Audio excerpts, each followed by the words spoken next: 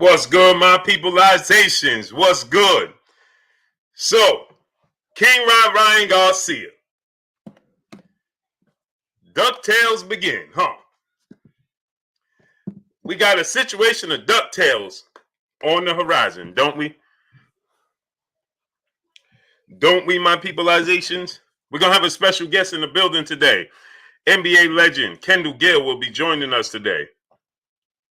With that said, let me salute my peopleizations. Smash the like button. Let's work. No notifications going out today, huh, YouTube? No problem. Hard Body, J. Timo, my brother. Brother UK, Kobe GG, King Jaffe Joe, Ghetto Love, Usain 007, Daniel Jones, Muhammad Arif, Vinny Vincent, Corey Yellerman Jackson, my brother, what's good? Clayton Smith, salute. 3 Up, 3 Down 10, Sylvester Solomon 2011, Philly Miz 215, Bo 1, CB Sports TV, my brother Carl Burrell, AJ McCoy, Duke, where you been at? A-Rod 83 Boxio, John Ricks, Gill James Khalil 98, Clarence McLean, Bobby Yarborough, Bumpy Thompson, Vedrick Lackey, LeVar Cooper, Kenneth Pinkney, Chris Garcia, Bumpy Thompson, Stan Swoosh, Around the World, General Squalls, Guardian on 15, Riley Foster, Usain 007, Mr. Kaboom, Chef Curry, Cut West, Snacks B, Big Homie Coop, John Kramer, Vince Williams, Big Jag, author Rasheen Ali, One Honor, Underground Asylum, Jet Ski, CJ Bray, Sean Snowden, RGJ3 Boxing, Scott Birmingham, Chilltown Majors, Francione Arcelius, Treslin Patterson, Mark Stearns, Ace Edwards, Ricky Tiki Tavi, LeVar Cooper, D-Man Jr., Dwayne Freeman, Chicago Bulls in the building, Terrence Collins, Bama Jeff 79, Bella Brittany, peace and blessings, Queen. How you doing today? Will Latimer, Mike Lawson, Jashawn Magellane, salute. Loving Down Gaither, salute. Can't Play Boxing, salute. Yeah, man. So Ryan Garcia, Jay Wooder, Jay Sanders, Carlos Hernandez, the G Riz, Milton Welch, Styles and Stitches, J Gnome. Who else we got in the building? Picasso, Raheem Reed, Carl Payne 19, Jamario Sandiford, Ontario Mayfield, Rare Breed 1, Andrew Reed, Monkey Mentality. Get him out of here. Adrian Vett, salute. Michael Warwick, salute. Knockout Boxing 86 TV, Todd French 600. Salute. Madison Griffin, Joseph Nicholas, Tommy T, Yusuf B, Joe B, Peter Arroyo, Only the Funk, Omar Page, Jerome Rhyme, Ebony Queen, peace and blessings, Queen. How you doing? Yeah, so let's work today. Let's work. No Slack 504, Bleak Mode, Michael Dalton, salute. DOG 215, my boy. Hillside Boy 870, Blaine Tucker, Chase the Coin, Kareem Abing, salute. Smash that like button. Wallace Carter III, salute. Smash the like button. So we're going to have a special guest. NBA legend Kendall Gill will be joining us today. Salute to Kendall Gill, man. One of my favorite players in the NBA. Kaiser Sosa, Salvador Ramos, salute. Skinny Hardaway, salute. Shamal Shalom, salute. Darryl Simon, salute. Simeon, salute. Seal 71, salute. So it seems like Ryan Garcia, maybe he's just trying to, play games. Cerebral Shadowboxer, Mimo Brown, salute. Maybe he's just trying to play games. Intelligent Savage, salute. Why is this doing this, man? This is annoying. Man.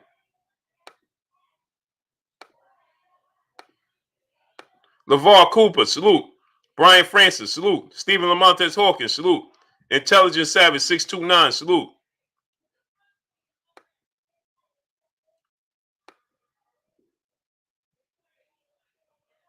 So, the Guru, William Bowles, David Scott III, salute. Donato Lopez, salute. Joe B, salute. My brother, CB Sports TV, Carl Burrell in the super chat. He says, salute, my brother. Ryan Garcia is a coward just like I thought he was. Man, he better not. Lazaric Walker, salute. G Fresh, J.R. The Star, salute. Southside Music, salute. George Dopewell, salute. Dopwell, salute. He better not back out of this fight. He can't. After all of that talking, it sounds to me as if Oscar De La Hoya and Team Golden Boy may be having second thoughts. Mark Wunderlich, salute. Late ESJP, salute. Right? He better not, because after all of that talking, after all of this confidence that you was spewing, Pilo Crosta, salute. Mailman Mike, salute. Alfred Petaway, salute. After all of this talk of him, hey, I'm gonna knock him out. Boxing good, salute. David Quinn, salute. I'm gonna knock him out in the second round. You can't sell those tickets. Barry Jackson, salute, and not back it up. You can't write checks and then turn around. See, because here's the thing. Armani Harris, salute. Kevin Galacia, salute. Now, Gilbert Rodriguez Jr., salute, Young King. That guy George, salute. So see, here's what the thing is. If Manny Pacquiao, Bradford Bacina, salute. JD, salute. If Manny Pacquiao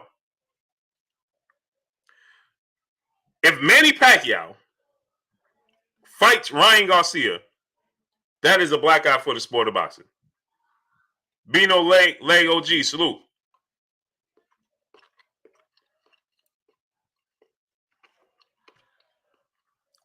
That is a black eye for the sport of boxing. Manny King, main event Mark, my brother, Jamil Allen, salute. 4-star Falcon, salute.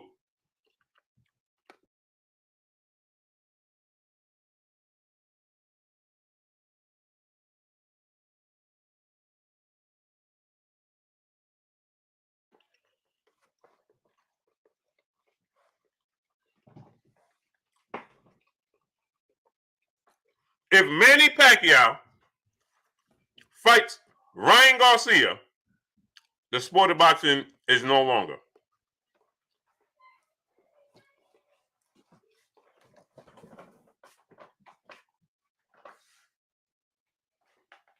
The sport of boxing is no longer.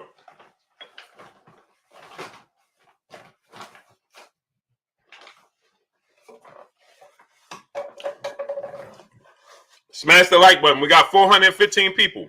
Smash the like button. If Manny Pacquiao fights Ryan Garcia, Corey McGowan, salute, my brother in the super chat. He said, let's go. Salute. Mr. Black, Jose Diaz, salute. The sport of boxing is no longer. Stephen Young, salute. I won't be able to take it serious anymore. I'm still going to watch it. Guy came and salute. But you can't take it serious anymore. It's completely turned into a business, not a sport. And Todd Friend 600, salute. And if that's the case, I mean, it's still serious sport, right? But I can no longer take it serious. General Squad, my brother, salute. In the super chat, he said, you know the rules, Blue. No eating on camera. Ain't got no choice, man. Dante Williams, salute. Right? I can't take it serious anymore. Avery Adams, salute. It's completely become a business, and it's not about the fans anymore at all whatsoever. Right? Jose Valderez, salute. 4-star. Miguel Perez. Chef Curry. Smash the like button. How many likes we got? We got 470 people. How many likes we got? My brother Stephen Young in the super chat, he says, support the grind. Yes, sir. Appreciate you, King. CJ Bray, salute. Ben Israel, salute. Pop 375, salute. The South Shore Angler Fishing, salute. I can never take the sport of boxing serious if that's the case, because it has no direction. Gary Garvey, salute. Scottish Ghost Hunter, salute. At that point in time, it has no direction. Cassius Clay, salute. Billy Sapp, salute. None. Because there's no rhyme and reason why Manny Pacquiao would come back and fight Ryan Garcia, Dynasty ENT, salute, over Terrence Crawford, Errol Spence, Sean Porter, somebody. There's no way he comes back, Mr. P. Depp, salute, and fights Ryan Garcia. It's unacceptable. Smash the like button. 475 people, and we only have 266 likes. Smash the like button. Dame 6674, my brother in Super Chat. He says, salute, Big Blue. You spitting straight facts. Facts. Mark Wonderlick, salute. It's no longer, I can't take it serious. Elaine De Jesus, salute. Peace and blessings to you. It's no longer, it's just G. McKenzie 7, salute. I can't take it serious anymore. Because Errol Spence, you holding up a belt. So, and saying this, that's the only way I can see Ryan Garcia maneuvering around Gervonta Tank Davis. You can't talk all that. See, I said this. Sweet Jones, salute. Ricky Williams, salute. Eli Zachary talks everything, salute. Unless he's just, at this point in time, NBA D Nice, salute. NBA D Nice, we're going to have Kendall Gill on today. Scott Birmingham, salute. Tony Montgomery, salute. Unless he's just trying to get in his head and mess around with him, right? Understandable. But if this comes to be true, because there is nobody else Ryan Garcia could fight that's bigger than fighting Tank Davis. They don't exist. They don't exist. Tony Woodson, salute. C. Cut, salute. They don't exist.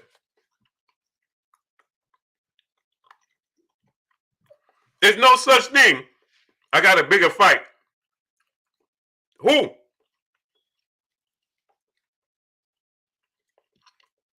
Who?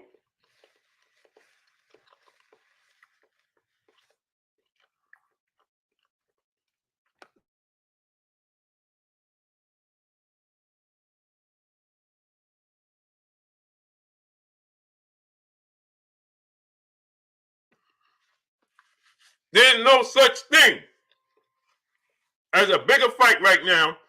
Who could he fight? Who?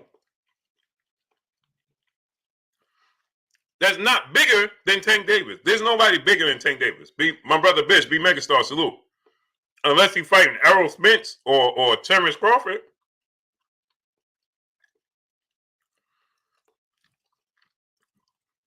I love Devin Haney. I think he could beat Tank Davis. But is he a bigger star than Tank Davis? No. I love Teofimo Lopez. I give him a 50-50 chance to beat Tank Davis. But is he a bigger star than Tank Davis? No. Let's not kid ourselves. TDC, LLC, salute. Nigel Hester, salute. Jamie Ishman, salute. Silo Silence, salute. Are they bigger stars than Tank Davis? No. Main Boxing Biker, salute. No. Elaine De Jesus, I saluted you. I don't think y'all be listening. I saluted you.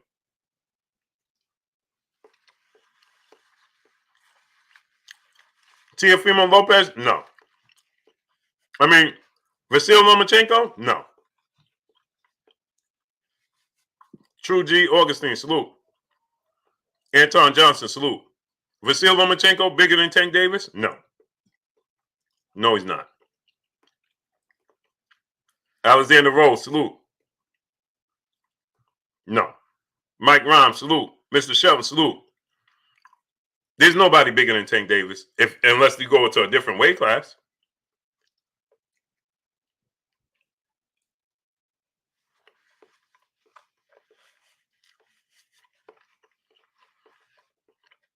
Leslie Allen, salute. Lloyd Roker, Kurt Carr, salute. No, you don't get bigger than Tank Davis. No, sir. Smooth Groove Boxing, my brother in Super Chat, just doing my part to support my family. One love to you and the whole MMF chat. Salute to you, King. Much love. Smash the like button. My brother Anthony Rose in the super chat. Give him that work. Salute, King. The SS family, salute. Appreciate you, my Aunt Rose. In that super chat showing love.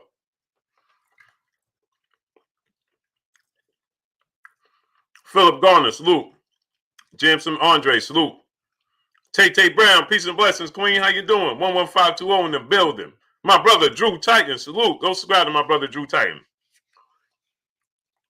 You don't get Rafael Barriga, salute. A bigger star under 140 and below that's bigger than Tank Davis. They don't exist. Just facts. They don't exist. Above 140, Talib Cunningham, salute. Errol Spence, Terrence Crawford. Terrence Crawford, not a bigger star than Tank Davis. You got to go above 140 to get a bigger star than Tank Davis. They don't exist. It's not going to happen. Calvin Johnson, salute. Righteous Chester, salute. BKP, salute. So it would have to be Everett White, salute. Manny Pacquiao. And if Manny Pacquiao goes that route, well, then the sport of boxing is in trouble. Smash the like button. How many likes we got? How many likes we got? The sport of boxing is in trouble at that point. H-Town 713, my brother, salute in the super chat. He says, salute, Blue, supporting the grind. Salute to you, King. Brian Dockery, salute. Brandon Adam Perry, salute. Devin is conservative for Davis. Smash the like button. 360 likes, don't cut it. We got 600 people here. 600 people. Let's get the likes up. Trey Rob, Eastside. Coach Biddy, salute. Devin Blocker, salute. I am BTF, salute. We got 600 people. Smash the like button. Miguel Perez, salute. We should have at least 500 likes. At least. Whoa, my brother, salute. Stephen Brooks, salute. So, I'm starting to believe that Tank Davis called his bluff. El Burr, salute. He called his bluff. J Pistol 410, salute. I think that they thought Floyd Mayweather wasn't going to be on board with this. Michael Ray II, salute. Albert Doherty, salute. Zabby Cortez, salute. I think that they thought, the Zoom verse, salute, that maybe Kashif Dixon, Esco 2 times, salute, that maybe Floyd Mayweather wouldn't be on board with this. Johnny Q, salute. And now Floyd Mayweather has called their bluff as well. And Tank Davis is like, oh, make the fight. And see, another thing is, Tank Davis is saying, make the fight. Douglas Mitchell, salute. By any means. There's no stipulation. See, that's the sticking point right there. Cursor, salute. The sticking point is Tank Davis don't have no stipulations. True Coronado, salute. He don't have no stipulations. Jason Allen, salute. He already saying, listen, if I got to take a pay cut, I'll fight you. If you got to be the B-side, I'll fight you. Big Lakeshore, salute. See, Tank Davis is saying, if you want to be the B-side, okay, I'll fight you. Oh, you need a bigger share of the pot? No problem. I'll fight you. It's not about money. Oh, you needed this? Okay, no problem. I'll fight you. And I think that's catching them off guard. I think that caught them off guard. They expected to be able to fall back and be like, well, you see, he's 704 Joe, salute. Well, you see, he wants to be the A side and he wants this money and that money. Brian Dockery, salute. And there was going to be some hurdles and roadblocks, but there aren't any. Mac J. Hollywood, salute. King B 83, salute. Now he just, see, Tank is like, no. Let's fight. Abdullah Brooklyn, salute. No. Let's just fight. And I think Ryan expected there to be some drag out negotiations and slow motion. Deontay Mosley, salute, where they could say, all right, we had to fight Jorge Linares because Tank wasn't, negotiation was a struggle, Oscar De La Hoya, Floyd Mayweather rivalry, and, so on and such. That was going to be the sticking point. So they could say, you know what? Well, guess what? Every time you hear Tank talk right now, Bad Bull, Independent, salute. Who is the clear A-side, might I add? Tank Davis is like, oh, he wants to be the A side? No problem. And guess what? Tank Davis is saying this on every platform he goes on. Torrance Stanley, salute. On every platform Tank Davis goes on, it is the same. He has the same story. It never changed. See, when you tell the truth, you only got to tell it once. Donald now, 65-year-old G Grant, triple OG in the building. What's good with you? D. Blair LaFleur, salute. LeVar DeMoss, salute. Gold, salute. You see, when you tell the truth the first time, you only got to tell it once. Salute to my brother, MRAC TV in the building. That's my bro right there. Go subscribe to my brother, MRAC TV. Him and the queen, Amina, doing big things. Y'all remember Amina, man. That's the brother, Ty King Alive, who transitioned. That's his wife. They doing big things over there, man. Go subscribe to my brother, MRAC TV. Get that truth, man. They dropping that truth. You understand? If you're not ready, don't go over there. Winston Lee, salute. Angelina, 1, salute. Because Amina going to put you in your place. Mark Fralin, salute. Demetrius Hall, salute. She plays 0 games. That's the queen, Ty King Allah. That's his queen. He transitioned. Y'all remember the brother. One of our peopleizations fallen. Transition. That's his queen. Over there speaking that truth. You understands me. You understands me. You go over there if you want the truth. If you ain't ready for the truth, don't go over there. Because if you go over there half-stepping and say something, Amina going to get you. What's blazing in sports? Salute. Anthony Ingram, salute. She going to get you. You understands me? So, yeah, so I think that, you see, when you tell the truth once, ironically, Albert Soto, salute. Ironically, we're talking about telling the truth. When you tell the truth once, right? Keeling Williams, salute. The streamer, salute. When you tell the truth once, Boxing Dad, salute. You only got to tell it. The same story is going to repeat itself. So how you know Tank Davis wants this fight? Every interview, regardless of what platform he's on, he's telling the truth. Salvador Ramos, salute. Every platform, every interview, every way you see Tank Davis, whether it be on ES News, whether it be on Fight Hype, whether it be on Mike Tyson Hotbox, whether it be on, I don't know, whatever platform he's on, he's telling the truth because he's telling you the same story every time you see a camera in his face. Adam M, salute. Smooth Groove Boxing, salute. Kyrie Randall, salute. Jay Gibson, Pablo Gomez, salute. Every time you see him, he's speaking the same truth. Big Watch 12, salute. Hey, Tank, what kind of money it's going to take? Brown on Boxer, salute. It don't matter. He could be the A side. I'm the clear A side, but I'll let him be the A side. He said that on every platform he's been on. I'm clearly the A side, but I'll let him be the A side. I just want to fight. What about money? Is it? I just want to fight. Stephen Martin, salute. I just want to fight. Tank Davis has been saying the same thing ever since Ryan Garcia won against Luke Campbell. His story has been the exact same. I just want to fight him. I just want to fight him. More, salute. Salute to you. I just want to fight him. It doesn't matter what it takes. Cursor, salute. I just want to fight him. Alexander Pollard, salute. Trey Rob, Eastside, my brother in Super Chat said Tank was willing to go 40%. Mayweather was down and Garcia pump fake. Garcia's situation reminds me of Bud, basically when Bud believed he had Pac-Man. This is what I'm trying to tell y'all. Renee Bashion, my brother, salute. Devin Blocker, salute. We got 700 people here, 715 people. How many likes we got? We should have 715 likes. We should have 715 likes. Smash the like button. Saul Rivera, salute in the super chat. Salute, big bro. Salute to you, King.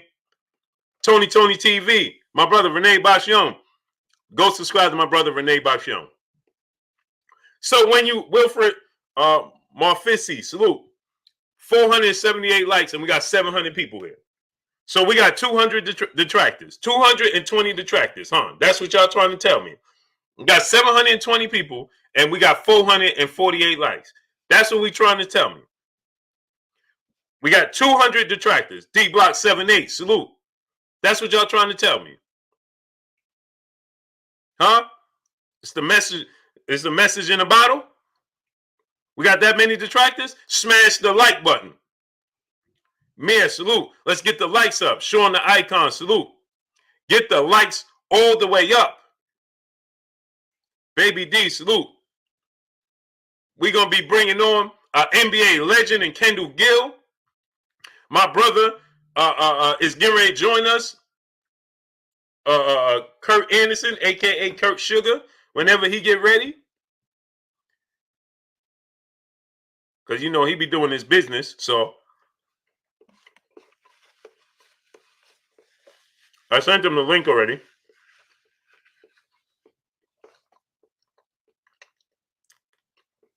Smash the like button.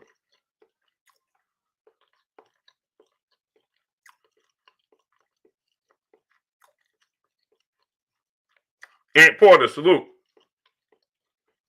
Victor Mack, salute.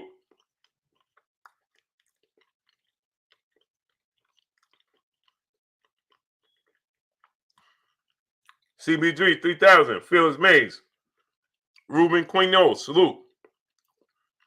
Smash the like button. Matthew C. Matthew, salute. Chris X, salute. Smash that like button. Andy Lattimore, salute. Noel Moreno, salute. Ray Wallace, Evan Boxing, salute. Let's get them likes all the way up. Dwayne Fuller, my brother in the super chat, he said, Blue, my brother, good day to you. What's the latest news? My brother with the dropping the dub on us. My brother, Dwayne Fuller, in the building, showing love as he does every single day. That's love. Stephen Martin, do I have call-ins? Nah, man. Power to the people, salute. Carlos Pina, salute. Smash the like button. Get the likes to 700. World Combat, salute. Stormy B-Man, my brother. What's good with you, Stormy B-Man? Go subscribe to my brother, Stormy B-Man. Get the likes up to 700. Get the likes to 700.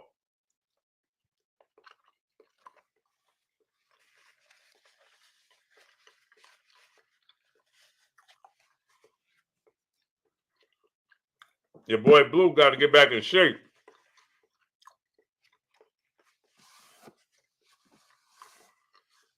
Smash the like button.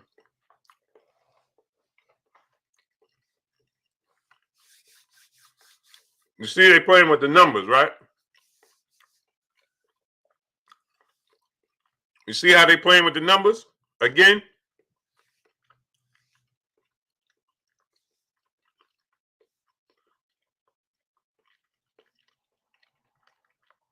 Non-Ether Media Group, salute.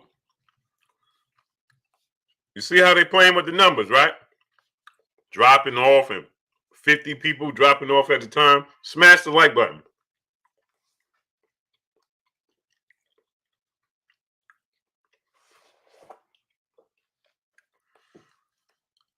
So let's get back into this, right? Adani Zedek, salute. Get the likes up to 700.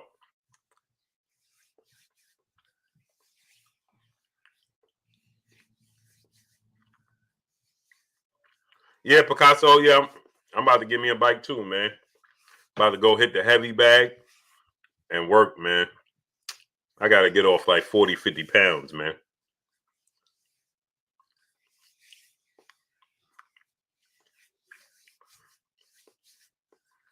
I'm trying to get back to 180, man. Back to 180. Smash the like button. Dipset, salute. Lit Man, salute. Jimmy Lee, Devin Williams, salute. So let's get back into this, right? So it's clear. Box Conversation, my brother Reggie Owens, salute. Go subscribe to my brother Box Conversation, Reggie Owens, salute. Nelson Rivera, salute. Alexander Rose, salute. So now, Eric Salazar, salute. So now let's just think about this, right? There is no opponent Ryan Garcia can fight. William Old School Ardent, my brother, salute. Malcolm Sex, salute. Elf Fenici, salute. Keith Johnson, salute. There is Swen Dumartin, salute. There is nobody else Ryan Garcia can fight that's bigger than Tank Davis. That don't exist.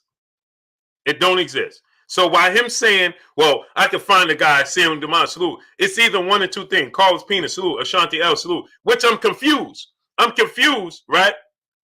Is that the part I'm confused is that Emmanuel A, salute, unless Tank is behind the scenes, not living his word, meaning that his negotiations is different. Now, maybe Kurt Eric Monroe, Cade Maru, salute. Maybe Floyd Mayweather is like, we're not going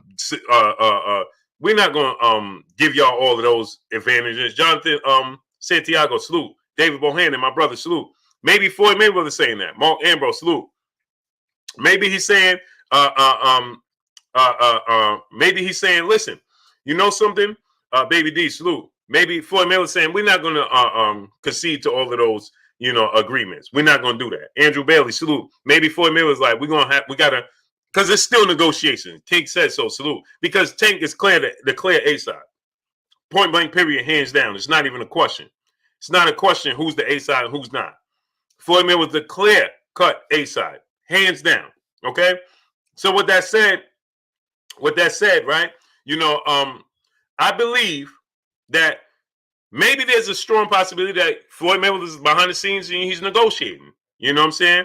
But I think that Tank Davis is already on. He's at the point like, listen, give him whatever he needs. I just want to fight. Joey Hines, salute. I just want to fight. Right? Who can he actually fight? John Doe said Tank overrated. Why? Why is he overrated? Why is he overrated? Macadosis, Mac of the South, D-Stacks TV, salute. How is Gervonta Tank Davis overrated? How? How is he overrated? What has he done to tell you he's overrated? Nothing. Smooth Groove Boxing, salute. Salute to my brother Larry Gonzalez in the super chat. Man, Ryan Fury, Teofimo Crawford, Triple G, and Canelo. These guys break my boxing loving heart and make it so I almost don't want to watch. I don't even want to watch it. Real talk, Blue. I feel your pain, man. I'm Dre Finest, salute. I understand where you're coming from, right? Famous Ogun, salute. Because at this point in time, like I said with Terrence Crawford's situation with Errol Spence, he's a clear B-side. Clear B-side, right? Now, to make that fight, you the clear B-side. You understand? Make the fight happen. Teofimo Lopez. Now you're going to fight George Kambosos Jr. But your whole point, Rob Sportsman Lee, salute. Heartbreaker Cash, salute. Your whole point was that you are in control of your career, right? You make the fights that you want to fight. You wanted to fight George Kambosos, Amos 922, salute. True Blue 45, salute. You wanted to fight Kambosos in Australia because in Australia, you can have 60,000 screaming fans over in Australia and introduce yourself, your brand, into a whole different demographic. Cool. But when it's not happening in Australia, why aren't you telling Bob Arum, pump the brakes, let's leave no doubt, let's fight Devin Haney for undisputed. Without any doubt. King Vonnie 86, salute. No, he ain't doing that. When it comes to Triple G, it's clear. His entire career has been surrounding and revolve around Saul Canelo Alvarez. Point blank and period. His entire career has been revolving around Canelo Alvarez. Period. No other way to slice it. Plain and simple. PG, PJ, QGTM, salute. Point blank, Tariq Lewis, salute. It's surrounded by fighting Canelo Alvarez. Plain and simple. You already fought that man twice, right? He's not even fighting anybody of substance. He's just looking to fight Canelo Alvarez.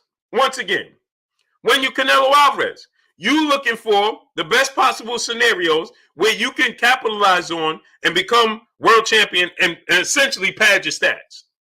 Montreal, Virginia Beach, salute. Moped Mosley, salute. Essentially what Canelo Alvarez is doing is padding his stats. That's what he's doing. Ryan Garcia, right? You did all this talking. You said you was going to scream to the mountaintops as the highest mountains you could find. Nardi Crash, salute. To be able to face off against Gervonta Tank Davis. Well, you don't have to pull him out of hiding because he's there. DJ Zion Love, salute. So what is Muggsy 23, salute. Premium Plus TV, salute. So what are you trying to maneuver around for? He is already there. It's not like you have to, hey, listen, we got to get Tank Davis to come out so we can make the fight. He's already there. He's already in agreement. So what is all of the rest? What's the rest of the promotion for? And I understand why Tank Davis said, listen, stop listening to Mr. Cap himself. Right? But what is it for at this point in time? Right? Alex Carrillo, salute. Unless Romel Lane, salute. They're going to come out and they're going to say, well, Tank Davis just didn't want to sick a belt, salute. Eli Sinora, salute. Hendrick K, salute. Unless they're going to come out, solar, salute, and say, well, Tank Davis didn't want to agree to this, this, and this. If that's going to be the case, it's understandable. Hoodism, salute. Right? JMF 1222, salute. So unless that's the case, no. Salute to my brother Dwayne Fuller in that super chat. Once again, he said, Blue, too much spit boxing going on and not enough actual boxing going on. Yeah, meaning a lot of talking. He's saying, salute to my brother Dwayne Fuller dropping that dub on us again. He's saying, KJ Scribner, salute. He's saying there's too much jaw-jacking and not enough boxing. Agreed. Ahmad is Ahmad, my brother in the super chat, dropping that dub on us. Salute to you, King. Much love to you. Always coming through, a pillar of this Blue Blood Sports TV. Appreciate you, my brother. Smash the like buttons, get it up to 800. Roy Holland, salute. Right? So here's my thing. Doggy Duffelbag, salute. My thing is this, is that if you're Teofimo Lopez, if you're Ryan Garcia, Roy Holland, salute. If you're Triple G, if you are, all of these other guys, I don't even know who else it is. Triple G, Ryan Garcia, and Teofimo Lopez. Canelo Alvarez, right? Terrence Crawford. Make these fights happen. They are, if you're Canelo Alvarez, he already got a 3-fight plan for 2021 and don't know how the landscape of the boxing field is going to change. New Money DMG, salute. He don't know what the landscape is going to look like or if it's going to change, what adjustments going to be made. He already got it mapped out. Billy Joe Saunders just announced that Orange Crunk Music, salute. He already announced that they already pretty much in the phase Just Blades 1, salute, of announcing the fight for May, Cinco de Mayo, as I told you guys, right? Alonzo Lambert, salute. When you are the level of Triple G, Megatron, salute. When you are the level of Triple G, you should not be having pre-fights already planned unless they are massive fights. What I mean by that is when you are Floyd Mayweather, right? When you are Floyd Mayweather, you understand? When you're on the level of Floyd Mayweather, Jessica Burden, peace of blessings, queen. When you're on the level of Floyd Mayweather, you don't know what's going to be presented to you because you are the creme de la creme.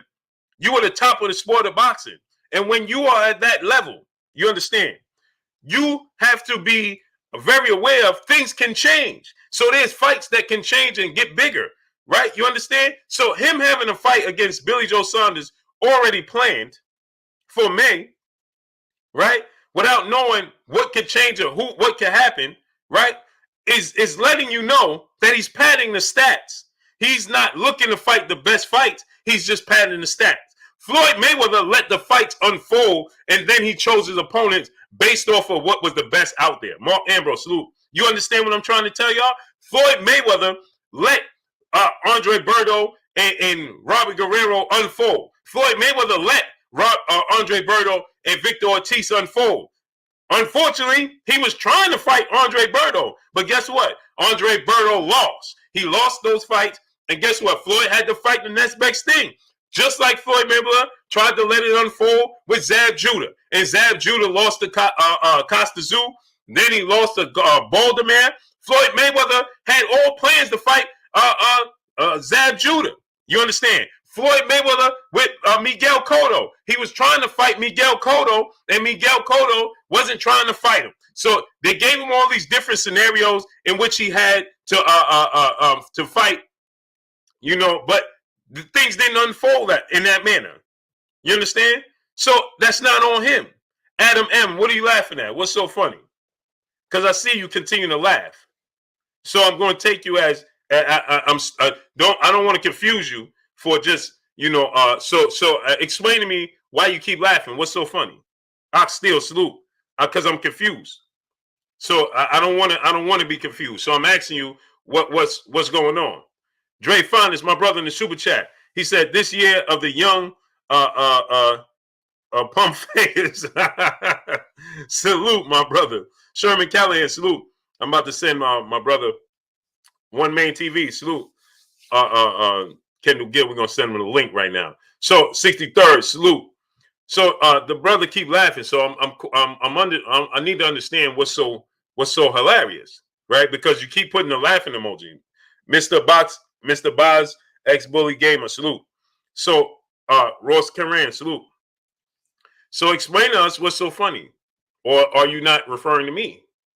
Cool. King first, salute. But I want to address for what reason? Brandon Town, salute. Bro, I'm reading the comments. Okay. So that's why I'm just want to clarify, because I don't want to,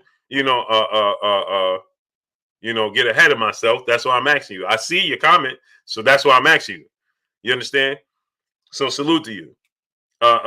Smash the like button, my peoples. Get the likes all the way up. Let's smash that like button.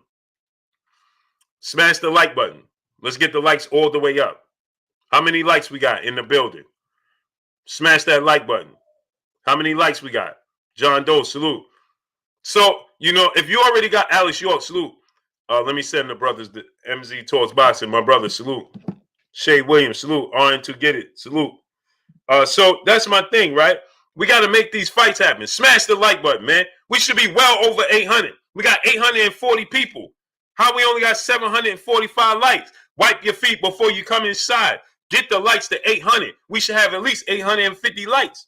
Smash the like button. Let's work. Wipe your feet before you come inside. Let's make it happen. And I'm about to bring on my brother, Kendall Gill. Right now.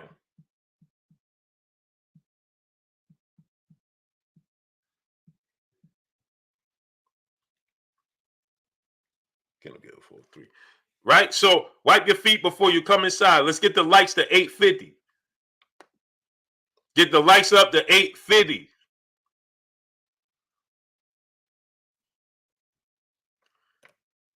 So yeah, that's what I'm saying. We got to understand, the landscape of the sport of boxing, and we got to make these fights happen, right?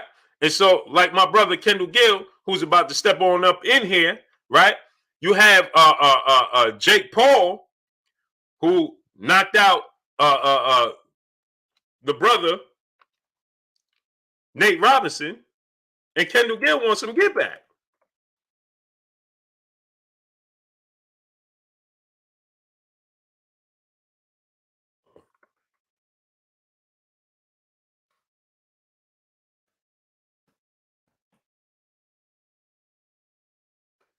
Right? So we got to understand the landscape of the sport of boxing, right?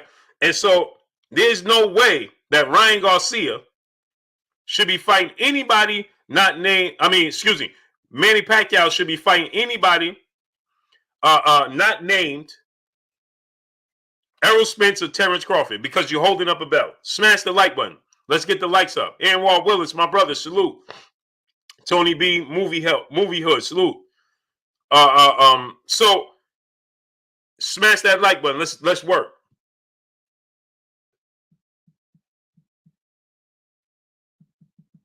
So, like I said, right?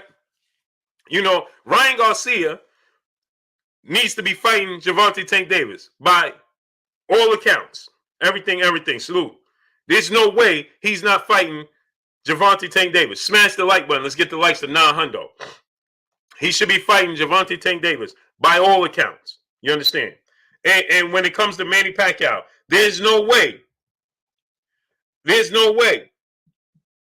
that Manny Pacquiao should be fighting anybody not named Terrence Crawford, Errol Spence, Sean Porter, and that's it. That's it. You understand? We can't allow them to be out here padding the stats, the stat sheet. You understand? No. We can't have that.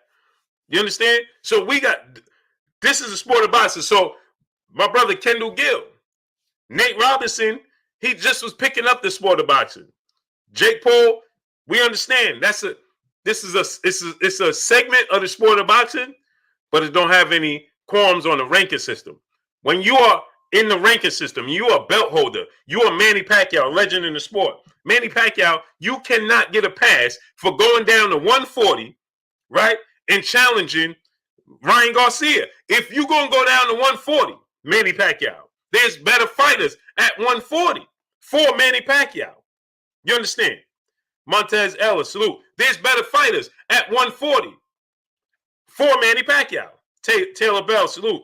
Brandon Town, salute. Do you want to see Conor versus Manny? I don't mind it if his intentions is to fight Errol Spence. If that's just a fight for him to get his feet wet and go fight Errol Spence, cool.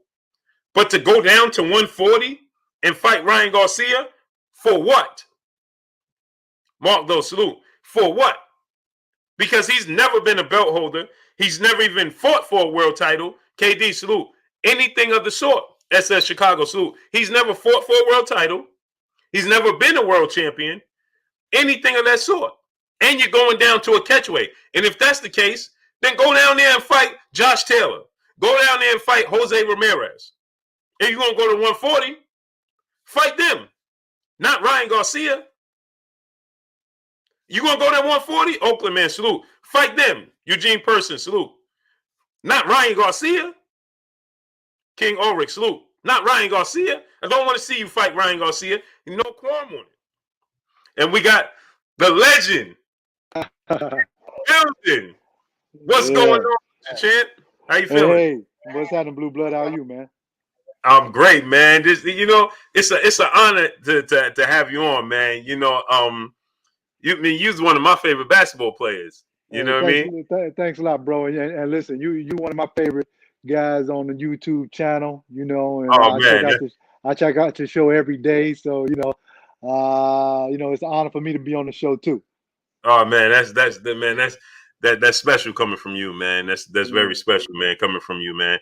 You're a legend in the sport of basketball, and now you making your way into. You've been boxing though. People don't know you've been in the sport of boxing for quite some time. This is not overnight thing for you. No. I mean, when I retired from basketball, I decided that I wanted to realize my childhood dream and go ahead and become a boxer. And I had 4 pro fights, and it worked out well for me. It's a lifestyle for me, man. Not only do I box, but I do commentating for the Bulls. I do the pre-halftime and post-game show for the Chicago Bulls here in Chicago, and I also have done fights for Premier Boxing. Last one I did was Manny Pacquiao, Keith Thurman. I'm into a little bit of everything, but I'm never gonna leave my first love. That's boxing. Yeah. And that's man. See, I've been a Bulls fan since 1982. Oh yeah, coming from New York. Yep. I'm gonna tell you a funny story, right? My aunt and my grandmother. Let me tell you how I became a fan of yours and of the Bulls. My aunt was a big fan of Reggie Theus. Oh yeah. And my grandmother was a big fan of yours. Oh really? Huge fan. Oh, that's something else, man. Huge fan. She transitioned 2 years ago. Oh, but sorry to hear that. Man, that's why it's I'm not just saying, hey, I'm a big fan of yours. It came, it was really truly organic. My grandmother, when you got drafted, she was like, man, I wish he would have came to New York. My grandfather was a big Knicks fan, her father. Yeah. Okay. And so she wished you would have came to New York. When you came to the Nets, oh man, that was a dream come true for her, So we actually came and we watched you play at least 11 times. Oh really? Yeah. At least 11 times. So, huge fan of yours, man. So, now, what gets you to love the sport of boxing, though? Well, I live in Chicago. I'm born and raised in Chicago. So, when I was a kid, I spent the first 10 years of my life on the south side of Chicago. And then my parents moved and then my parents moved us out to the suburbs. Well, when I was in the city, I used to go to this day camp, and they had boxing there. And I just fell in love with it, man. I wanted to go to day camp every day and box. But then when we moved out to the suburbs, kids out in the suburbs, man, They go to the country club, they golf, they play tennis, man. And Right, actually, right, that's where I picked up basketball. Because I right. actually used to hate basketball, but Wow. then I picked up basketball and I became pretty good at it. I did okay at it. And but even during my NBA career, I studied jujitsu for 6 years and Muay Thai boxing for 6 years. So I just decided that I wanted to go ahead and have a couple of professional fights. Hmm. Did what I had to do. Had to box in front of the State of Illinois Athletic Commission with another pro to prove that I was worthy of getting a boxing license. And it was a hard trek, man, because the brothers in the gyms here in Chicago, man, they wasn't trying to take it easy on me. You know what I mean? Right, It's like right, right. they're like this They saw an basketball. opportunity. Yeah, and they were like, this basketball player coming in here thinking he can come into our gym and do our sport. But I took my lumps, man. At the beginning, because I had to learn, and I had to go through the rigors, the attrition of becoming a fighter. I had to get dropped a couple times, just to see what it felt like. And pretty soon they thought that I was gonna quit. But when I didn't quit, that's when they started respecting me, and they Hmm. started Hmm. they started helping me out to become a better fighter. And Right. and I've been a part of the Chicago boxing scene ever since, man. That was 17 years ago I started. Wow, man. And you got a relationship with Nate Jones too, right? Yeah, Nate trains me most of the time. So, Hmm. Nate, of course, is an Olympian, great amateur fighter, great trainer. Of course, he's Floyd Mayweather's assistant trainer. Um, so, Nate has showed me a lot about the sport, man. Like, Nate introduced my feet to me. Because a lot of people think that boxing is your hands, but you got to learn your feet first. And Hmm. that's what Nate introduced to me, man, so that I could get my feet straight so I can throw the correct shot. Right. I'm forever thankful to Nate for doing that for me. We got my co-host is on here, man. He's a historian, Oh, Kurt Anderson, aka Kurt Sugar, the historian. My brother, my co-host. What's going on with you, Kurt? Blue Blood Sports TV. What's good with you, Blue?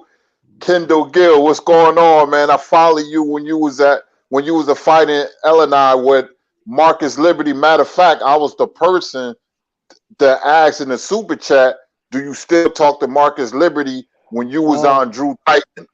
yeah. Okay, my man. All right. Good to Yeah, that talk to was you again.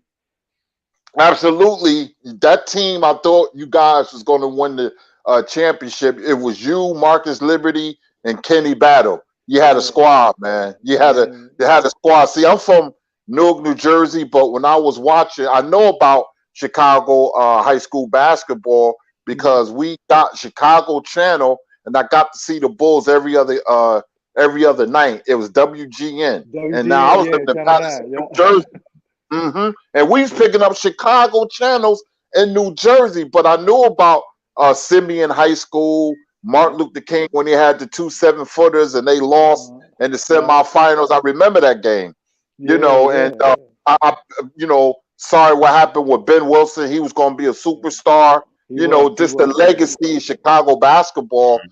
Being from New Jersey, trust me, I'm well aware. Okay, I appreciate that, bro. I appreciate it. Yes, sir. Dwayne Fuller in the super chat. He said, "Blue, why they keep warning Manny Pacquiao about they're going to strip him, but just need to do it is holding up the progress in the division." Yeah, the WBA is keep warning Manny Pacquiao that if he fights Conor McGregor, then they're going to strip him. But I don't think they're actually going to do it. That's a tough thing to do when you're dealing with somebody like Manny Pacquiao, to strip the belt from him. He's a legend, so you want him to represent, your sanction body. Cerebral Shadowbox in the super chat said, "Blue, Kendall Gill was one of my favorite players. I wish he would have had. If I wish he would have been more selfish with the rock." Yeah, yeah. I actually, that's one of the in New Jersey. I think that was my 7th year in the league. I believe I'm not sure, but I finished 8th in the league in scoring, and they had the best year of my career there. But then the next year, John Calipari told me, Kendall, we need to, we had drafted Keith Van Horn. He said, Kendall, we need to try and share the ball a little bit more and everything. That was the biggest mistake in my career, man. I should have never done that because I had come off statistically an all-star type year, and then in my prime, I kind of gave up trying to be an all-star and trying to win for the betterment of the team. And then, we went to the playoffs the following year and everything, but I still should have he's right. I still should have been a little bit more selfish with Rock. Mm-hmm. Yeah, because you definitely was a pure scorer, man. Yeah. Thank you, man. It's funny, today's time I watch basketball, and you know who reminds me of you all the time? Who's that? Paul George. A little bit, yeah. Yeah, a little bit. Except for Paul's about 4 inches taller than me. He's 6'9". He's a big dude. Yeah, he's a big dude. His game remind me of your game, though. Yeah, a little bit. I mean, I can see that. You're right. Yeah, you're right. Taylor Bell in the super chat, he said, ask Kendall how he thinks he would fit in with the San Antonio Spurs back in the mid to early 2000s with Duncan, Parker, Ginobili. Perfect fit, in my opinion. Yeah, I would fit in well with him because all those guys are fundamentally sound guys that play team basketball, and that's what I flourished in, playing within a system, within the team concept. And I could imagine myself throwing the ball into Tim Duncan and cutting off of him dropping passes to me, Tony Parker, and Ginobili running the fast break. So yeah, I would have fitted in with that system well. Brother Troy Battle, he said Tank Davis padding the stats as well. We know he's going to beat Ryan. Tank need to fight Gary Russell. Don't give him Tank a pass. He ducking Gary Russell. I don't think he's ducking Gary Russell. I think the business is ducking Gary Russell, not so much Tank Davis. It's the handlers. It's not Tank Davis. They have to make that fight. Yeah, I would love to see that fight. It's a big DMV fight. What you think about that fight, Kendall? Tank Davis and Gary Russell? Mm-hmm.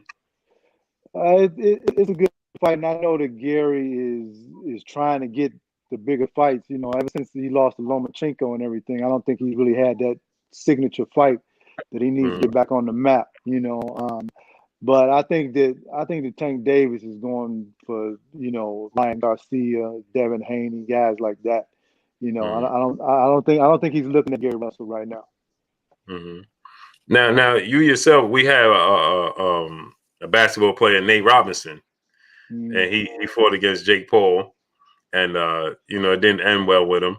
It actually turned into a meme, like the Michael crying, and that's the fight now that you want to get that get back for your brothers in the NBA, represent that, man. Just attest to that. Yeah, I do, man. And look, I give Nate all respect for getting in there because and your listeners know, and your co-host knows that getting in there takes a lot of courage, because it's just you and that other guy in the ring. And but the only thing is Nate didn't take the time to really learn the sweet science. There's levels to this, as they say in the Mayweather gym. And you can't just. And yes, Nate is a elite athlete. He's strong. He's fast. He's brave. But none of that count if you don't know what you're doing when you get inside the ring. And that was evident when he got in there and he fought Jake Paul. And I could tell. Actually, Tim Hardaway was here training with me because I do the 60-40 workout here that I started. And he was here training with me in, I believe it was August. And he said, Kendall, man, you see Nate, man, Nate looking good on the pads, man. I think I was like, hey, Tim, don't bet your money on Nate. I was like, I say, man, he probably going to get knocked out. And then he was like, for real? And then he was like, yeah. I was like, because this kid that he's fighting has got some experience. He's been fighting for like 2 years. He ain't been fighting real tough fighters, but he's got the experience. And when Nate got in there, and you could tell from the jump when he was jabbing him, going in with his chin raised high, hands down, I knew right away what was going to happen. It's one thing to hit them pads, but another thing to get in there and fight somebody that's punch backwards. Yeah, the thing to me, go ahead. Yeah, he was like rushing in like it was a street fight almost. Like he was wrestling. You know, he had his head down at times. It was like you could tell the moment with his adrenaline, he couldn't slow the moment down. Yeah, he couldn't slow it down, man. And the thing is, to me, Jake Paul easy, man. You know, because he got so many weaknesses. You know, he's like he does so many things wrong. You know, like he front foot heavy. Meaning, you know, all his weight is on his front foot. He can't get out of the way of a jab. If you throw a jab consistently at him, he throw that overhand right hand when he's looking at the ground. And he doesn't have educated feet. You know, like I mentioned before about Nate Jones teaching me about feet. That's the first thing I watch on a fighter, whether his feet are educated. You know, and if you watch Jake Paul, and I've watched that fight over 100 times, man.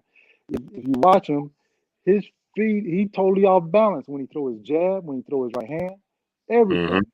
And then when Nate clinched up with him, I like to work when I'm in the clinch. I don't like to clinch. I like to work out of clinch. He didn't go to Jake Paul's body or anything, but that was to be expected because he only been boxing for 2 months, right? Man. Inexperience. Now, have you heard anything? You know, have they responded or anything, or he's just gonna?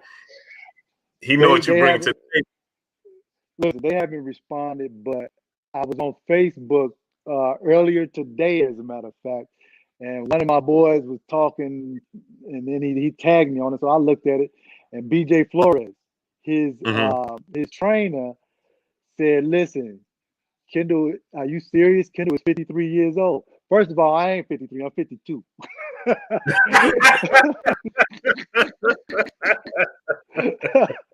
All right. And then he said, the year on to you. Yeah, he tried to make me older, man. And then he said, Kendall only has 15,000 followers on Instagram.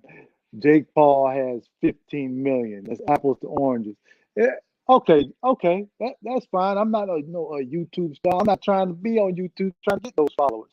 Look, bro, I've been known since I'm 17 years old. Okay, I don't need to fuel my ego by getting all these followers and everything. But I guarantee you this: if he decides on me as an opponent that he wants to accept the challenge, believe me, the whole NBA is going to be behind me. And once they find out, and the NBA is a lot bigger than Jake Paul. And the thing about it is, he could say that, but that really means nothing because Oscar De La Hoya don't have 1 million followers. Right? Yeah. So what does that mean? Yeah, it doesn't mean anything, man. You know, and the thing is, and then he said, "Listen, Jake Paul, he's been sparring top amateurs and top guys at 175 and top guys at cruiserweight." And he said, "Yeah, he's been doing that for 15 months." And I'm like, if he been sparring twice a week for 15 months and he making the mistakes that I saw him making in the Nate Robinson fight, he better go back another 15 months before he get in there with somebody with some experience. You know. And see, this is what we want, right? We want to see him. Don't get in there. Yeah, Nate is an athlete. Nate is a great athlete, you know. Yeah. And he's most known for his dunking and his athletic ability. Right. But we know he had zero experience. Yeah, zero experience, man. Right. You know. So if you're gonna start this, now we have another NBA legend. Get in the ring with somebody with experience. Now it's going to be interesting. Now it ain't the same. It ain't the same. You're getting in there with somebody completely inexperienced. Yeah, it's not the same. I've had 4 fights. I've won 4 fights. You know, right. And one of my things is I love to be at distance. I keep my opponents at distance. And you see the way that Jake Paul walked to Nate Robinson, and no way he gonna walk to me like that. You know, because he gonna eat my jab, or he gonna eat a check hook. He gonna eat a straight left. He gonna eat the uppercut, something. And then if he tries to come to me now, he gonna start backing up. And I actually went back and watched, because I watched the fight, like I said, over 100 times. Then I went back and I was like, how would I fight this dude? I could fight him several ways, but I went back and I watched Winky Wright when he fought Tito Trinidad. You know how Winky Wright kept that jab at Tito's Using that jab. Just Use using the that jab jab. the whole time, man. And Right. then Tito was one of my favorite fighters, man. And Right. then once he kept using the jab on, then he started throwing the left and breaking it down. I was like, that's probably the way I was fighting him. Right. You know? Right. Yeah. So, And that's what they see. That's what they understand. yeah. Stephen Martin, Yeah. Stephen Martin, the brother in the super chat, said officially a rule needs to be made. Boxers in title fights, winners 60%, losers take 40. Non-title fights, whoever has the cash cow gets the A side. Yeah, well, you know, and that's just we know who's the A side of fights and we know who's the B side of fights. It's just, you know, the fighters, their pride, they don't want to let their pride go, and they don't want to concede to nobody else. That's simply what it boils down to. You know, there's no way Terrence Crawford Errol Spence fight shouldn't happen. Terrence Crawford understands you're the B side. You're a great fighter, but you're the B side when it comes to the business part of the sport of boxing.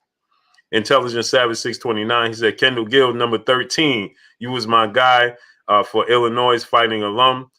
Kurt just hit all the names I wanted to know about for that 89 team. Yeah, man, we had a great team in 1989. One name he didn't say, well, a couple names he didn't say was Nick Anderson, who played for the Orlando Magic. Nick had a long NBA career. Actually, it was Nick's birthday today. He turned 53. And Stephen Bardo, who was my backcourt mate, 6'6" and 6'5" in the backcourt in college. That was a big backcourt. And you know, but you know, it's crazy, man, because we lost both of our head coach Lou Henson this year, and we lost the architect of our team, Jimmy Collins, this year. So you know, it was a tough year for the Flying Illini, but let me tell you, man, that was the happiest time I've ever had playing basketball that year in 1989. Yeah, in college. Yeah, college. It was the best time of my life, man. You know, I had good times in the pros, but not like that. Not like that, huh? Yeah. It turned more into a business when you got to the pros, right? Definitely in the business. And, you know, I understand that Kyrie Irving took a break from the Nets the other day. He's coming back tonight, but, you know, it's a lot of things that go on off of the court that fans and stuff don't know about. You know, and Kyrie, you know, he makes a whole hell of a lot of money. You know, and I disagree with the way he handled it. You got to call your boss and tell him you're not coming to work. Right. But, exactly. But I understand that, you know, some of the pressures that he's dealt with, but he got to deal with it a little bit better. You know, he got to be more professional about what he does. So. Right. And that's the thing. Salute to Dwayne Fuller in the super chat. He said, don't forget Nick Anderson. He just mentioned him too. Yeah, just mentioned him, man. Lons, Firo, MMA, Muay Thai, cardio, and fitness. Saluting the super chat. He said, what up, Blue Blood and legendary basketball champ and warrior brother Kendall Gill. My father, Dusty Cotto, played ball with you in high school. I fight for the guns down, gloves up movement in UFL YouTube. Oh, yes. Okay. My brother told me about you, my man. He did. And I saw one of your fights. So I'm definitely going to look out for you. All right. Actually, after I get off the interview, I'm going to go on YouTube. Check him out. Yeah, I'm going to check him out. Yeah. TR, he said, what do y'all think about Edgar Berlanga? What you think about him, Kendall? You know, I'm not too familiar with Edgar. I think I saw him fight once or twice. What weight is he? He's at 68. 68. Okay. Mm-hmm. I don't know enough about him to talk intelligently about him. So. Right. He's from here in New York. Man, he knocked out every opponent he's faced. What is it, Kurt? Every round now? Every first round? First round, 16-0, first round. He's supposed to be fighting Gabe Rosado, rumored Puerto Rican Day Festival. So I want to see if he gets past that test because Gabe Rosado is very experienced and very awkward and has good boxing skills. So I just want to see Berlanga how he will handle an experienced fighter. Now I know who you're talking about. He just fought on the Triller card, right? Right. Yeah, right. He gets rid of everybody within the first round. In the first round, yeah. Yeah, he's got a lot of power, man. He's got a lot of power. Yep. He's patient. Sets his opponents up because he was patient that last fight and went on ahead and took care of business, man. He's got a lot of power, man. Yeah, he got a lot of power, man. Yeah. Cashman in the super chat said, "What's good, Blue? Kurt, Kendall. Hey, Blue, ask Kendall who wins out of Crawford and Spence and why." I'm gonna take Errol Spence. Reason being is because when Terrence turns left-handed, he really don't have an advantage on Errol. You know, most of the time when Terrence fights and he turns southpaw, he has that advantage on guys. And also too, I think that Errol being the naturally bigger guy and throwing his body shots, throwing 100 punches around, I haven't seen Terrence deal with a fighter like that. You know, and you know, I just think the way Errol is, and it all had to do when he came back off the accident when he fought Danny Garcia. He looked like the same Errol Spence. Didn't look like he missed a beat, man. Yeah, So I'd have to roll with Errol in that. Even though I believe Terrence is a great fighter, man. It's just that you got to pick one. So I would have to pick Errol. Yeah. The brother C Love in the super chat. He said, "Let's flood Jake Paul IG. We want this fight." Yes, I would appreciate that, brother. I appreciate it. Yep.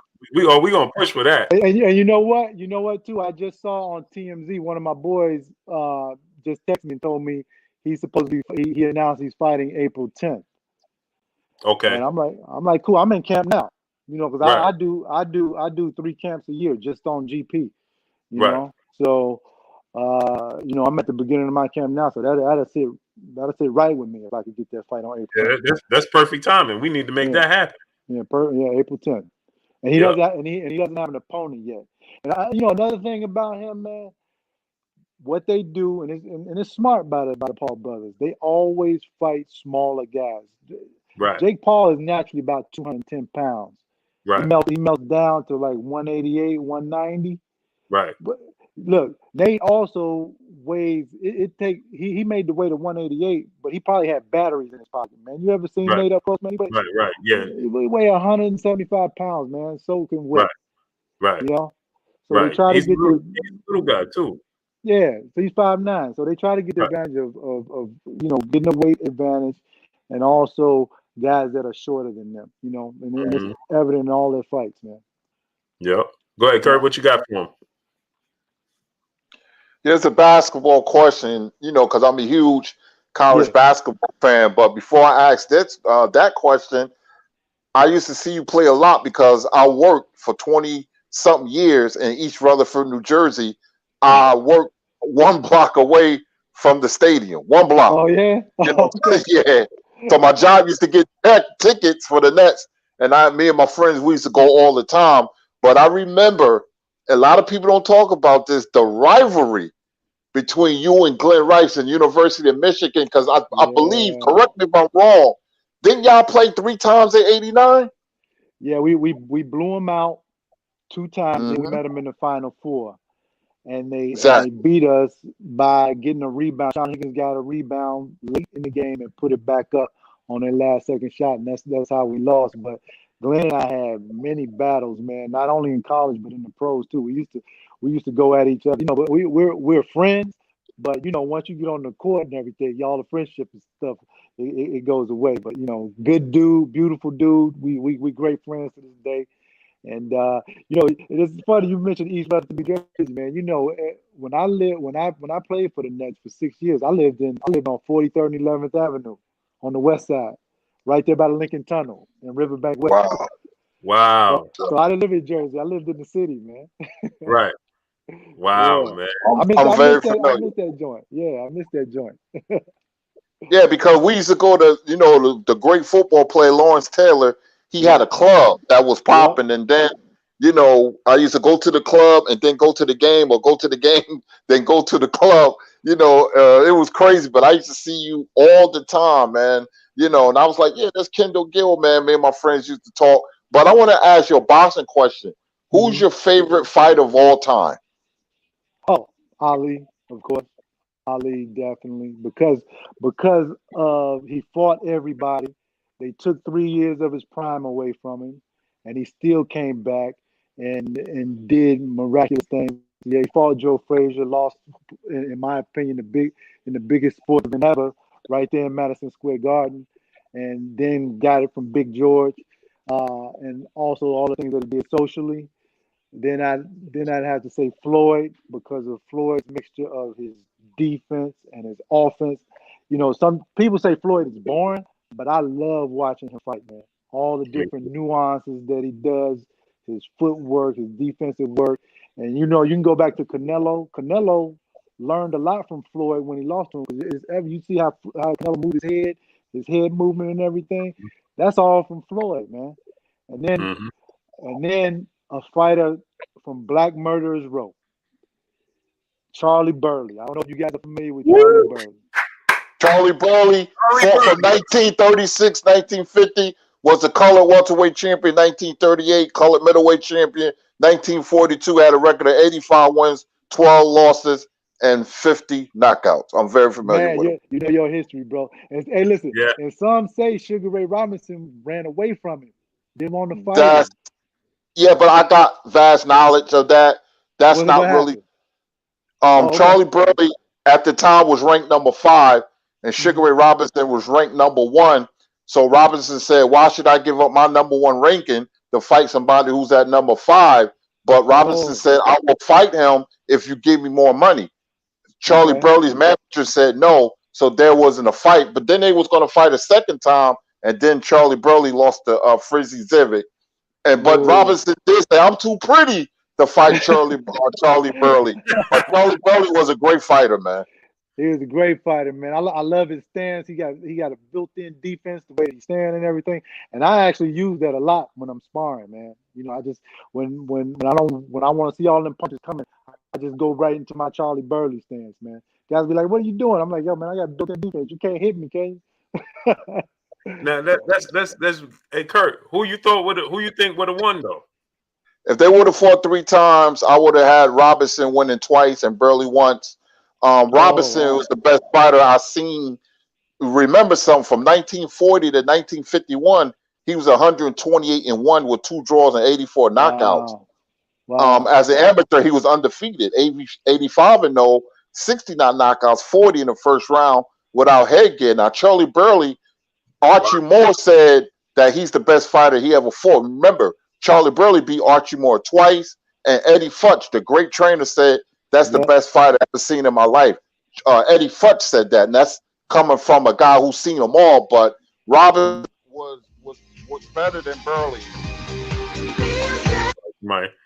Robinson that smooth ringtone, man. Man, my wife, I hate when people call me when I'm doing the show, man. And she know I'm doing the show, and she calls anyway. Hey, I tell her every day. Let's get back to boxing. Yeah, I hate that. But anyway, you know, but Lloyd Marshall was great. That was the 3rd wave of the Black Murderers Row. And I'm going to do something because from 1938 to 1949, next month, Black History is coming up. So that was the rise of the black fighters. You had Sandy Sadler, Jersey Joe Walcott. You had Bo Jack, Ike Williams. There was 8 titles. Black fighters had 5 of them. You know, you had John Henry Lewis was the light heavyweight champion. Joe Louis was the heavyweight champion, and Henry Armstrong had 3 titles. So I'm gonna do something next month on the rise of the Black Murderers Row and the rise of the black fighters. Oh man, I got to tune into that, man, because I want to hear about that. Yeah, I tell you, Kendall, he a historian, man. I know. He just broke it down for me. Now, Kendall. Right now, your top 5 fighters right now currently fighting. I'd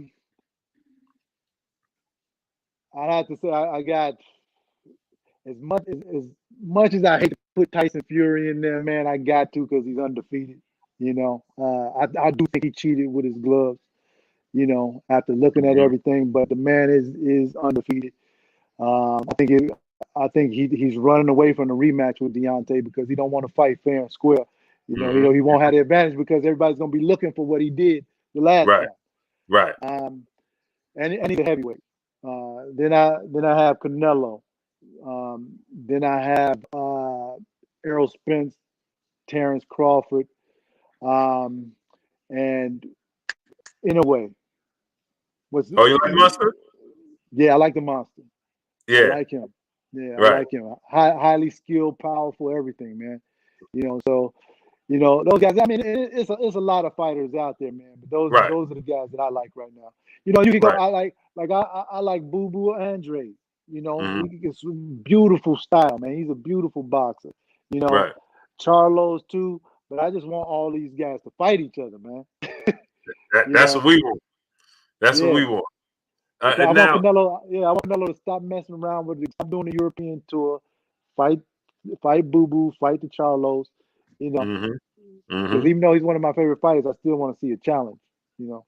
now, what you think about this topic we was talking about before you came on with Ryan Garcia and Gervonta Tank Davis? Because it seemed like Ryan Garcia he seemed like he may be playing the fence a little bit now. He's like, oh, I got a bigger fight coming up, and yeah, but he's saying I could knock out Tank in 2 rounds. Right. But consistency to me is what's important. And Tank, his story, regardless of what platform you see him on, what interview you see him on, it's the same. I don't care if I'm the B side. Yep. I don't care if he get more money. I just want to Mhm. make the fight. So it's really there's no holdup. It shouldn't be. There shouldn't be, but now you're starting to see some backtracking on Ryan Garcia's part. You know, Right, after he stated after one of his last fight, I want Tank Davis 2 rounds, this and that. right, You know, and I don't know what it is. Maybe his handlers have got to him and said, no, we're not quite ready for Tank yet. You right, know, right. yeah, And that's what yeah, I'm thinking, because right. Oscar De La Hoya didn't seem so confident after the Luke Campbell fight like he did before the Luke Campbell fight. Yeah, because Luke Campbell dropped him. Now, what if Tank hit him like that? Right, I'm not sure. I'm not so sure he gets up, and I'm not so sure if he does get up, whether Tank will let him off of the hook or not. Because right. Tank is, we saw how vicious of a finisher he is, and I actually went out to Floyd's gym in Las Vegas and saw Tank spar. Man, that kid is a monster, man. You Hmm. know, highly coordinated, fast, powerful. I mean, he got all of the tools. You know who else in the NBA that I know that's in boxing big? Rashard Lewis. Oh, is he? I didn't know that.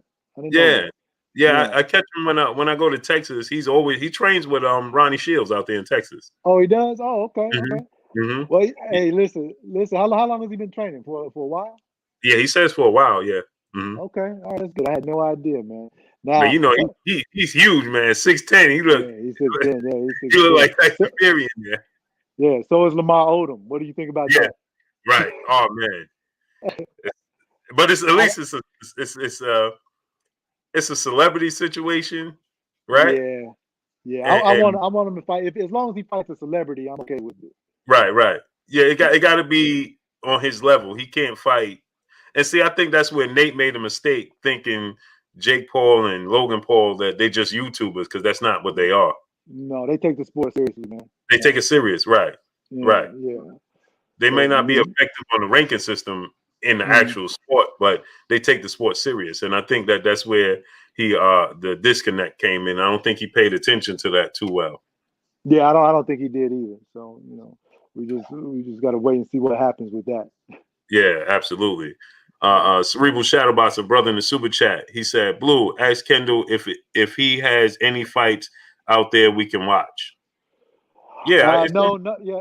Well, it's one you on may you. find a clip, Right, but not a full fight because none of my fights were televised or on television or anything like that. But you can find a clip or two, right. of it. Yeah, So I definitely watched a clip a clip on YouTube. There's definitely one out there.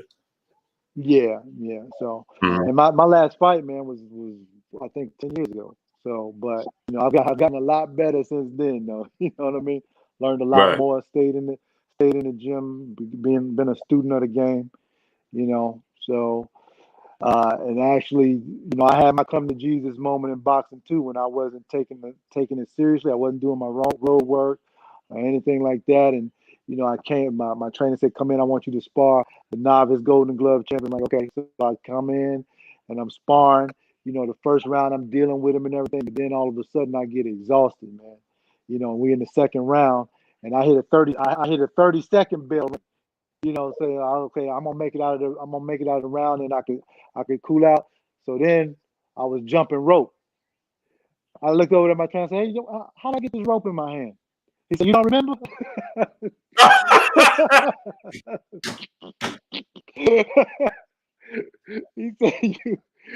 he said, "You got dropped." He's like, "Put the rope down. You got a concussion. Go home." That was crazy. You heard that, Kurt? Yeah, man. Yeah. I'm over here laughing. Man, that's the sport of boxing, right? You don't play boxing. That let me know right then. It don't matter how skilled you are. If you're not in shape and you're just playing around with the sport, anything could happen to you in there. Right. You know? And I don't get in the ring unless I'm in shape and finely tuned. It's funny you say that. I can tell you a story. I was talking to Paul Williams, and he said to me, we was just talking off the record about his fight with Sergio Martinez, and I said, man, that knockout was brutal. You know, I'm like, man, did it hurt? Like, you know, what did you feel? So he said, man, Blue. He said, listen, I'm gonna tell you. He said, I saw the punch coming. He said, next thing I know, I looked at my trainer and I'm saying, hey, man, why the hell is he holding the belt? And he said the trainer said, because you got knocked out. Oh, no. He didn't even know he got knocked out. Hey. He said, why they giving him my belt? And he said, because he knocked you out. You know, and I think about that all the time too, because I've been through it, I've experienced it. Because you don't know what happened, you know. Right. So that could work either two ways. Either you're not afraid to get punched because if you do get knocked out, you're not gonna feel it, or two, you afraid to get punched because you don't want to be embarrassed out there. Right.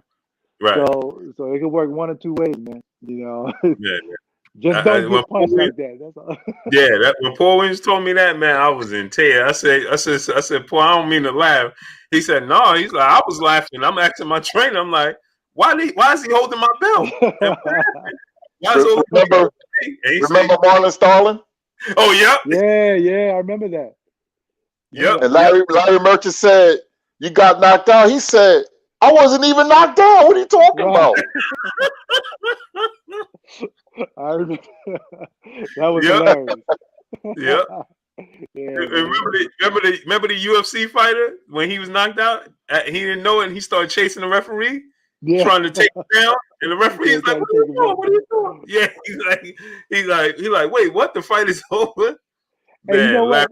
You know what? That being said, I thought that Paul Williams was the only fighter that could possibly give Floyd problems at 147 because of his length and because of how many punches he threw every round. Well, what do you guys think? I think that me personally, I think that Floyd would have got inside because he was too slow. It was predictable. Yeah, just like he did with Diego Corrales and with Paul Williams. He threw uneducated punches. He just threw a volume of punches, just active. Yeah. And eventually Floyd going to get your timing down. Right. I think initially it would have took Floyd some time because Paul is so active, right? Diego was more taking his time trying to get the right, angle and the right distance before he let his hands go. But Paul would have just came out letting him go. So it would have took Floyd a little, he would have been defensive before he got offensive, but once he got offensive and get underneath Paul Williams, because like that's what happened with Sergio Martinez and Erislan De Lara.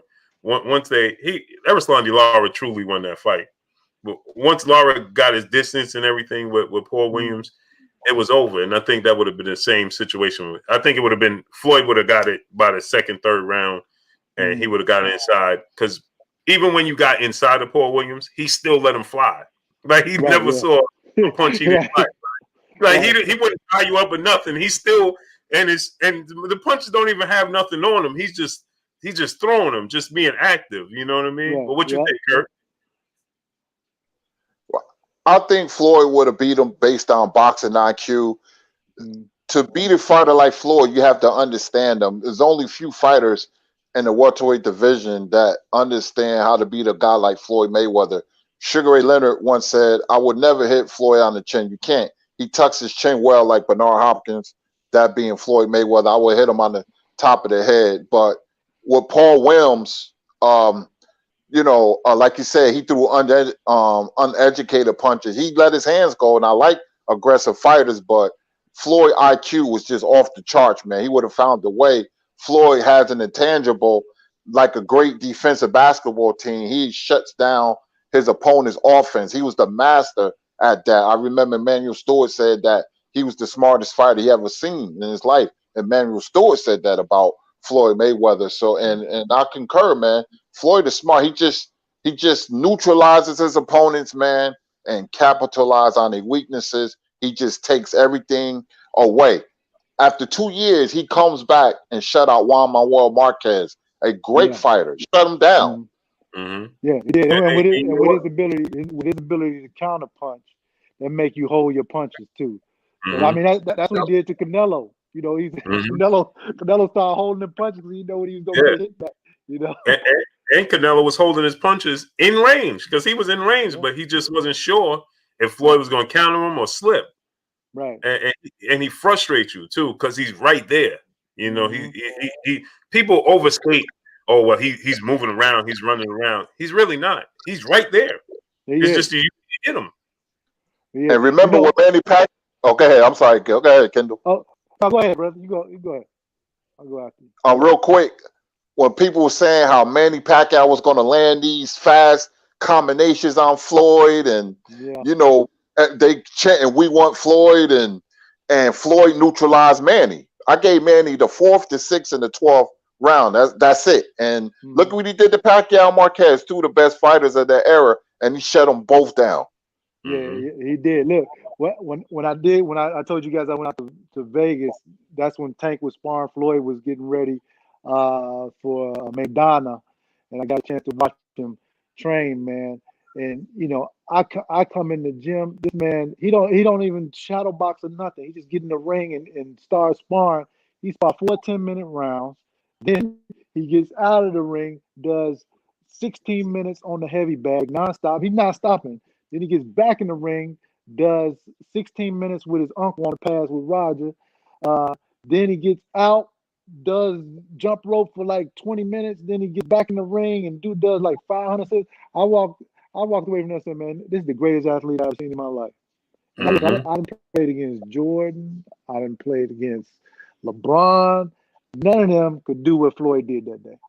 And you know what too? The gym be like 3,000 degrees. Oh, it's hot as hell in there, man. Oh man, I was in there one time, and my phone's overheated twice. I wasn't even using them. Wow. I wasn't even using them. They overheated twice. I had to, and we in Vegas. It's already hot, but he got the heat on in there. I took the phones, put them outside. They still was. I'm like, people don't understand to what degree he goes to when he trains. It's a thing of beauty. Like it truly is. It's beautiful, man. And all aspiring champions, even in any sport, if you ever get a chance to go see him train, you should go see him train, man, because that guy's made almost $500 million, probably even more than that, and still trains like he doesn't have a penny. That's what I was most impressed with. Yeah. Larry Ebram Smith, my brother in Super Chat, said top rank and Golden Boy fighters constantly fake challenge the PBC fighters to build their brand when they really want zero smoke. They're going to have to cross that side of the street at some point in time. My brother Jackie Robinson, he was in the chat. He's like, is that really Kendall Gill? He says, salute. Keep grinding, King. Kendall is my thank you, man. Thank you. athlete. Yep. Right. He said you his era hard-nosed athlete, built different. Thank you, brother. Thank you. Yeah, that's a fact, man. What else we got? Yeah, so Kendall, but before we let you go, I gotta ask you, because I think it was the day before yesterday, they was getting on me because I said Michael Jordan is the greatest basketball player that I ever seen, and I think he's better than LeBron James. But you played against both. Who is Kendall Gill? Who you think is the greatest? Well, I'll put it like this: Kareem Abdul-Jabbar is the greatest player of all time because nobody's resume, high school through college through pro, nobody's touching Kareem. Michael Jordan is the greatest NBA player of all time. No. And, you know, I tell people like this.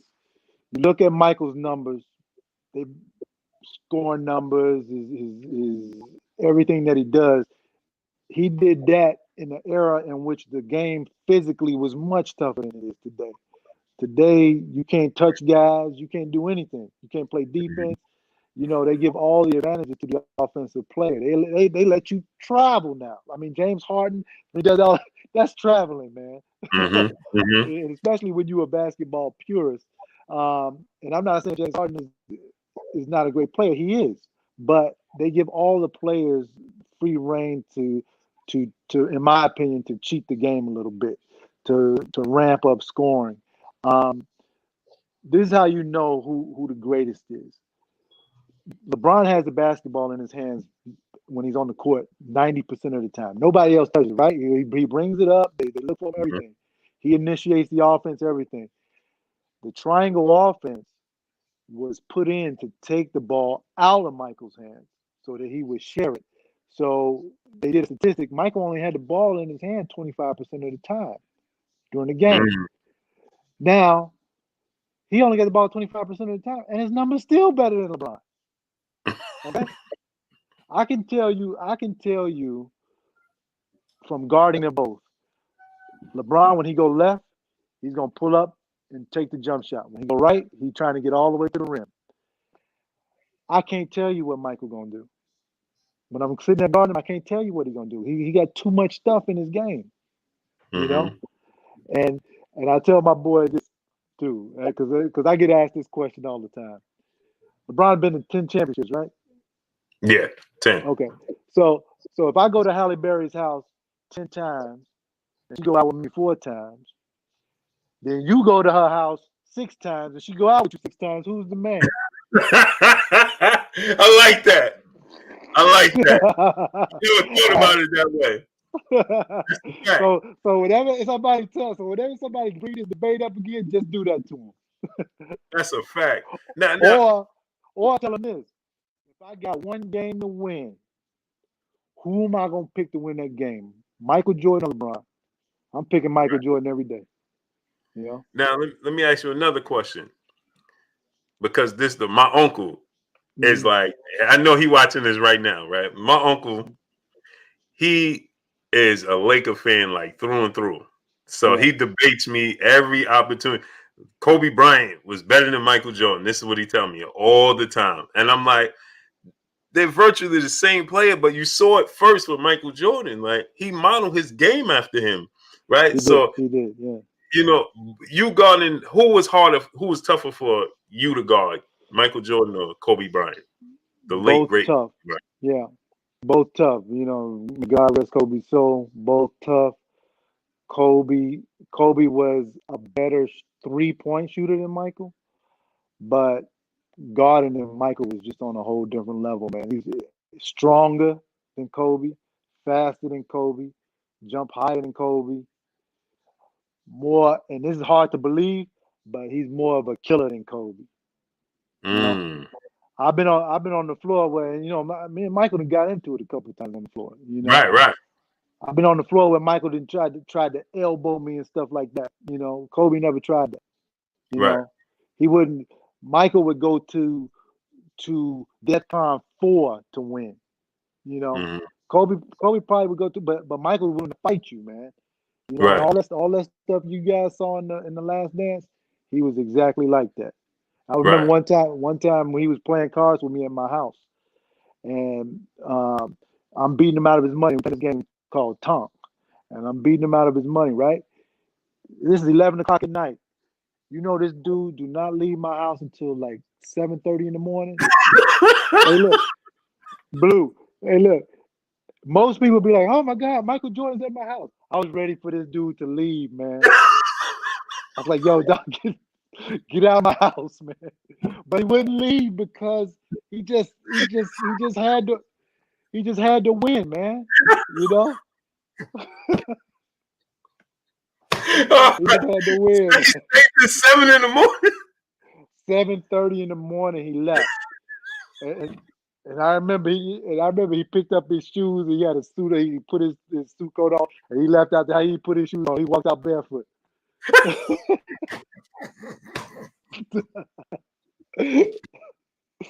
Hey, look, Oh if man. you're in the NBA long enough, you got a million stories, bro. And one day when I come to New York, we go out. I'll tell you a lot more. Oh, for sure, we got to. Now let me ask you this, because you was a pure scorer, right? Natural scorer. Who was the toughest? Was Michael tougher defender than Kobe? Because this gets asked a lot as well. And LeBron. Michael was a tougher defender, man. I mean, all the way around. You know, I actually didn't really face anybody that could stop me.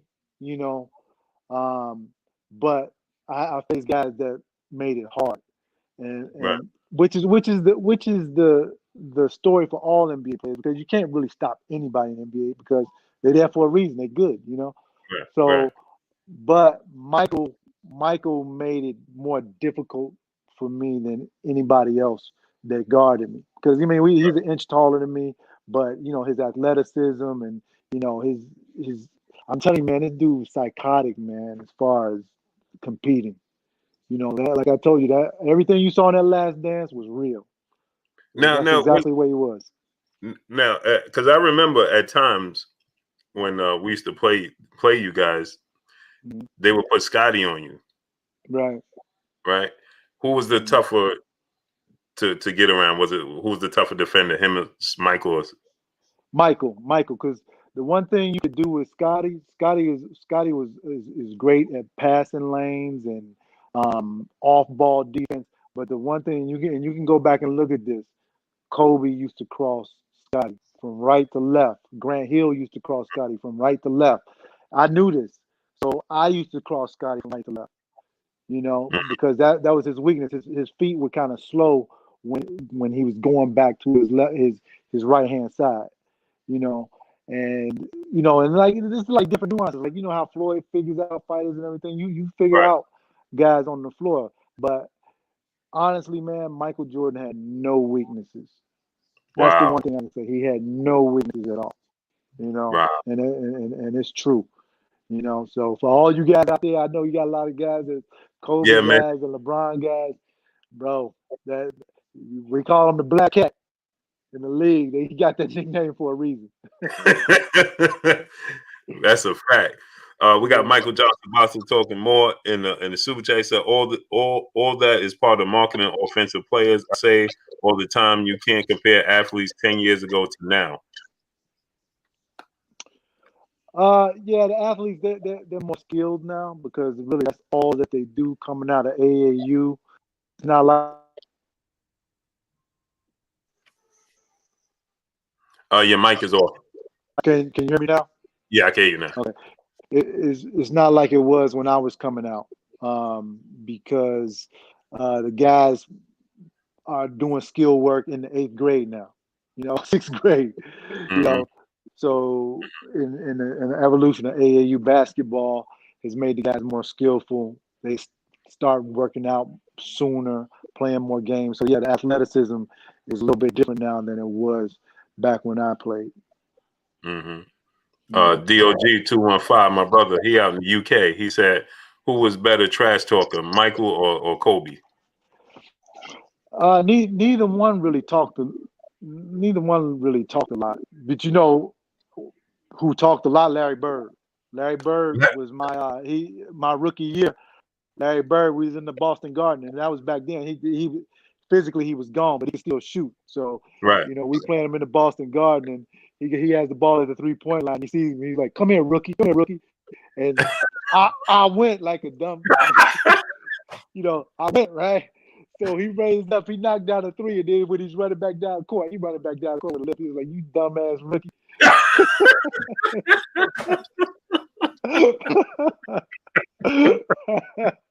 Unbelievable. So Larry Bird talked the most stuff, man. Wow. Drew Titan, my brother in the super chat. Salute to my brother Drew Titan. He said, shout out to you, Blue, Kurt, Drew, and what's Ken. up, baby?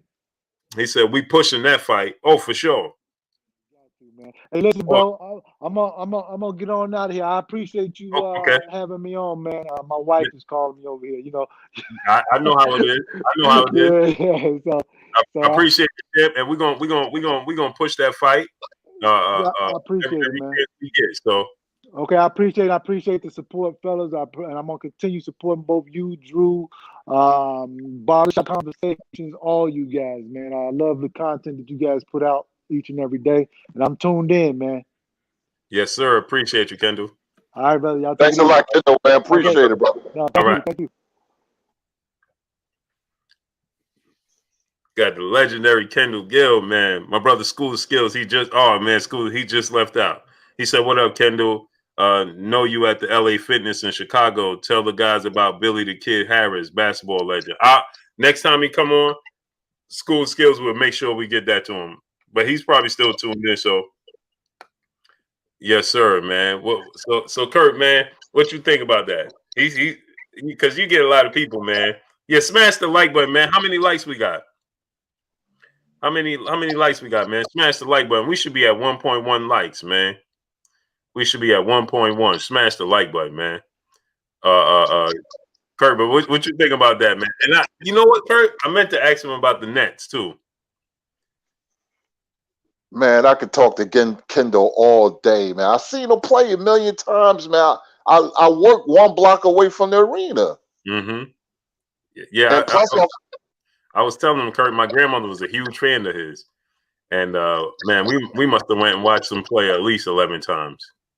but I enjoyed the battles with him and Glenn Rice. A lot of people don't remember because of a college from New Jersey, Seton Hall played Michigan for the championship, but they knocked off University of Illinois in the Final Four because they beat Michigan twice. And Glenn Rice was a pure scorer like Durant in college.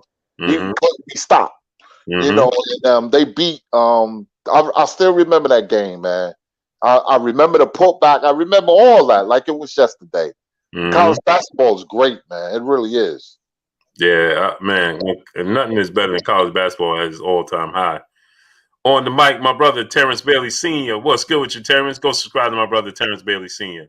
Sean Miller, salute. Chris Ray, True Blue 45, salute. Joseph Canant, salute. Appreciate you. Dory Jones, salute. Yeah, smash the like button, man. Get the likes up. Let's get the likes to 1.2.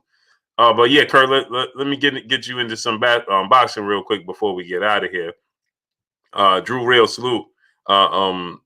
This situation with Ryan Garcia and Gervonta Tank Davis, man. A part of me feel like BFM Cuddy, salute. I feel like Ryan Garcia at this point in time is just poking at Tank Davis. I think he's just trying to play a little bit of games with Tank Davis at this point in time, talking about he got a bigger fight. And he's alluding to that Pacquiao fight, right? And I said, if this fight does come to fruition, if it truly does come to fruition, man, boxing is in trouble. If Manny Pacquiao goes down to 140 and fights Ryan Garcia at 140, man, we in trouble. We in trouble, man. At that point in time, because Manny's already a legend. He gains nothing from fighting Ryan Garcia. Absolutely nothing. So for you to go down to 140 at a catchweight and fight Ryan Garcia, listen, I'd rather you go down there and fight Jose Ramirez or Josh Taylor, if that's the case. You got to fight. If you Manny Pacquiao, there's no way this could come to fruition. No way. Because he's never fought for a world title. He's not a world champion. Nothing. Money in the Ghetto, salute. Paul Sutherland, salute. Johnny Q, Bert T, salute. You see what I'm saying, Kurt? But what's your thoughts on that? I knew he was pump faking when he was talking about he'll knock Tank out in 2 rounds. Ryan Garcia is using the momentum of the Luke Campbell fight to become a celebrity, to become a star, and he's doing a lot of pump faking. I just knew it wouldn't come to fruition. And I wouldn't say nothing because he's trying to control the narrative with him and Tank, trying to say, well, I'm going to put Tank to the side and I'm working on a bigger fight. All psychological mind games. I wouldn't pay him no mind. Like I said many times, I hate to see a fighter stop their momentum and stop being busy and active, chasing after that big mega fight. If I was Tank, I was like, you know where to find me. I will fight somebody else, but I don't think Ryan was serious. Tank called his bluff, and now he's talking about Manny Pacquiao. And you're right, that would be terrible. I didn't see this coming. Nobody.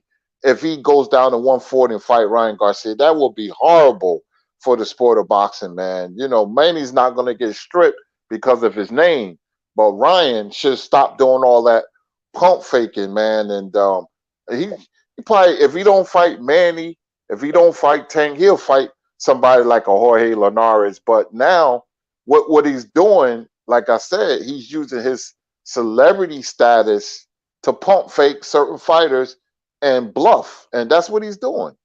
Mm-hmm. And that's bad for the sport, Kurt. If Ryan fights Jorge Linares, I mean, we're gonna get on him for pump faking. But if he fight Manny Pacquiao, that's bad. You know, I remember you said, what fights we're going to get this year? Or we're going to get Tank and Ryan. I was like, nah, I just didn't have no confidence in that fight coming to fruition. And I stand by that. I don't think we're going to get that fight. And now it's Manny Pacquiao. That fight fall through. Who else he going to say? What he going to bring up Teofimo name, who's going to be fighting Cambosis and the bubble. So I just don't have no confidence because it's more of celebrity status than anything. This kid has a lot of style, man, and not enough substance for me. But he's using it to his advantage. You know, like I said, social media could be a gift and a curse, and it's being both for him. But the purists, like we are, we don't believe in Ryan. We don't think he's garbage. No, he's far from that. But we just don't know how good he is, and we ain't gonna know until he get in the ring with somebody of note. I mean, I don't want to see the Pacquiao fight, man. That'd be ugly. It really would. Mm-hmm. It just hurts the sport, in my opinion, man. It's like, if you're Manny, you're a legend. You just can't, man. It's bad enough, military salute. I'm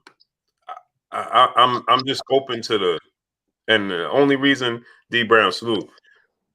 New World Era Music Group salute. Alan Theory salute. Only reason I'm open to him fighting Conor McGregor is if, and I have convinced myself, Kurt, like it's just okay because he's been out the ring. He just want to get his feet wet, like it's a tune-up. It's a high profile sparring match or tune-up, right? And then, but you got to fight after that. Galvatron salute. Then after that, you got to fight Errol Spence, Terrence Crawford, something like that. So if this is just a stair step to that, okay, I'll accept it. I don't want it, but I'll accept it for right now. I'd much rather see Manny fight Mikey Garcia and then fight Errol Spence. But okay, if you're gonna fight Conor McGregor just to get your feet wet, don't hold up the sport. If you have no intention of fighting Errol Spence or Terrence Crawford, please, by all means, you can stay in the sport. Drop the belt. Drop the belt. Let us start to collect these belts, man. Like, drop the belt. Let the belt go. You're holding up the sport now. You're holding up the sport. Go ahead. Chris Perkins, salute to Compton, California. 7 cent salute. Go drop the belt. Let the belts go. Paul Ruffin, salute. Don't hold up the sport, man. That's my issue. And you just can't fight Ryan Garcia. That's just not acceptable. Cassandra Mason, peace and blessings, Queen. Dorian Avila, salute. Mike Stacy, salute. Willie Fontaine, salute. Gunny, salute. It's just no, I can't. That's not acceptable to me, man. It's just not. Come on, man. And then Billy Joe Saunders, he announced what we already knew, Kurt, that they're more than likely going to fight Canelo. Then pretty much in the stage of they're getting ready to announce that the fight is done for May. And the thing about that, Kurt, is like, Royal Bailey, salute. Mr. Pazzo, salute. The thing about it is, you ain't even fight Abney Yildiz, and you already securing your fight, man. Like, this is what I don't like when it comes to Canelo. Wendell Auguste, salute. What's your thoughts on that, Doctor? Oh, well, Yildirim is basically a foregone conclusion. It just doesn't look right when you got a fight secured for May and you got a fight next month in February. Basically, you telling us it's a foregone conclusion with Yildirim. I mean, we knew it anyway, but it just doesn't look right. Like it's scripted or something, and you're going down to Billy Joe Sanders and May, which I knew was going to happen. So Canelo's is still on his Eastern European UK tour, so I just want to see him, man, with better fighters. I don't trust Billy Joe Sanders, and Canelo gonna beat him too, and we go on another chapter. Yeah, me either, man. It's just Golden Tate, salute. It's just time. Like your Canelo, Mr. CYP, salute. Your Canelo Alvarez, LA, salute. Your Canelo Alvarez, man, you got to fight the best. Plain and simple. Plain and simple. You just got to fight the best. David Benavidez, big brother in life, salute. Why you not fighting David Benavidez? Why is he not even part of the equation? And I gotta apologize to Canelo too, Kurt. And I'm gonna do it right here in front of all of the people. I gotta apologize. I was wrong. He didn't turn down Caleb Plant fight, Kurt. Caleb Plant turned him down. Twice, didn't he? Twice. Caleb Plant, he came out. He said this fight was supposed to happen. It was announced on BoxRec, remember? It was announced on BoxRec and everything. And it wasn't Canelo that turned him down.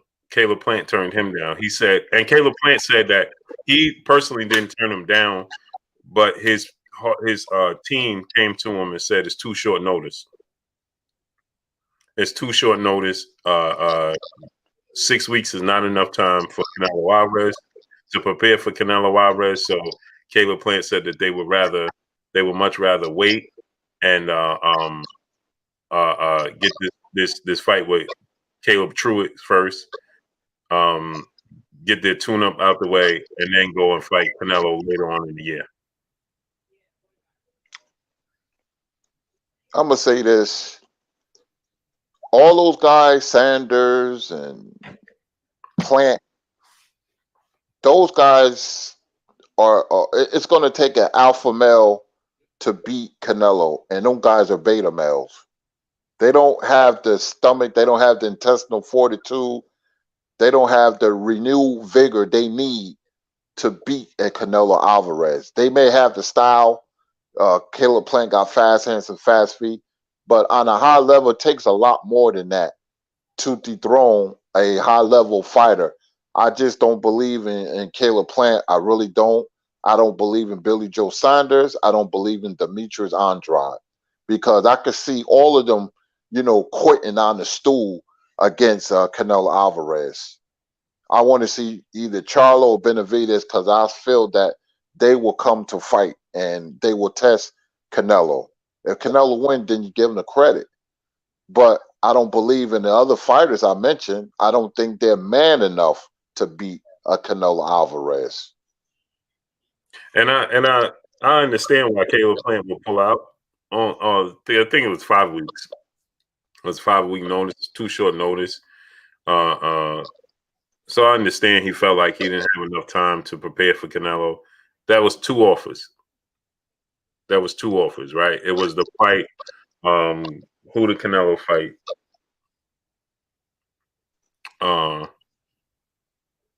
Who did he fight before Caleb Smith? Was it Kovalev?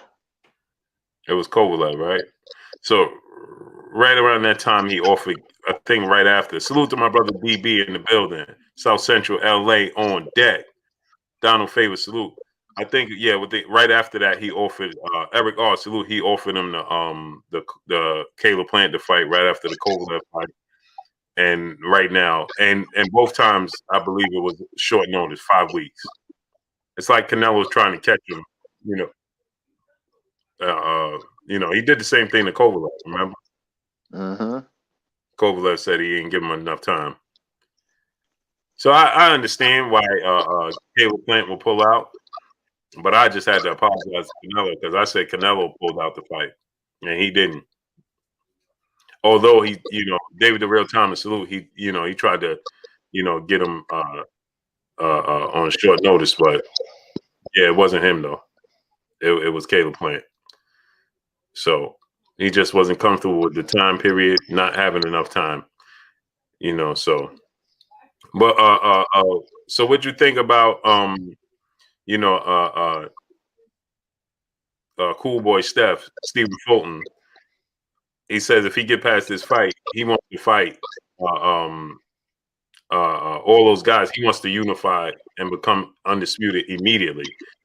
He don't want no other fights. He wants to go right into Louis Neary and all those guys he made immediately. What's your thoughts on that? Well, that'd be good. Louis Neary's fighting Brandon Figueroa, so take on all the top challenges. If he ain't pump faking, he got to win first. And if he do, and they look impressive, then I love to see him fight Louis Neary. I just don't have no confidence in fighters when they win a big fight. They seem to get comfortable and start to pump fake. But let's see what happens. It's not going to be easy on Saturday fighting Angelo Leo, man. So I still got him to win. I just want to see how he look on Saturday. That's a good TV fight. And we'll take it from there. Speaking of fights, we got boxing tonight, Showbox on a Wednesday, on Showtime at 9:00, I believe. They got a live card. Yeah. I'll be watching the Nets. I want to see how the Nets look with Kyrie finally. I'm gonna be flipping back and forth. But I want to see how they look with Kyrie. See how he fit in. Mm-hmm. Now they talking about Alexander Usyk and Joe Joyce is in serious negotiations. What's your thoughts on that fight? Because I think Joe Joyce might win that fight. If he pressure Usyk, then he could win because even though he's slow, like I said before, Joyce is one of them fighters. Like he may surprise you, and he seems like he's flawed, lack of speed, but he has a granted chin. He takes punches very well. He's aggressive, and he just might upset Usyk. Mm-hmm.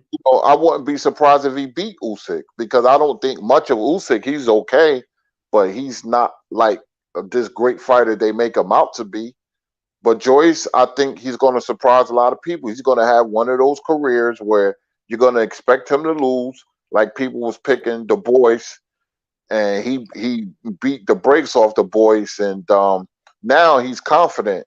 I think that fight is going to do wonders for him, man. His confidence, and don't be surprised if he start walking Usyk down, and because Usyk is not hard to hit at all. They think he is some kind of magician, but he's not. I saw that when he fought Tony Bellew, but Joyce gonna make him fight, so that's a very interesting fight.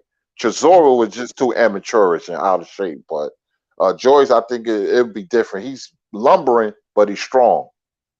Yeah, I agree. Royal Bailey, salute to Royal Bailey in the super chat. Appreciate you. Yeah, salute to Chief Red 4 in the building. What's good with you?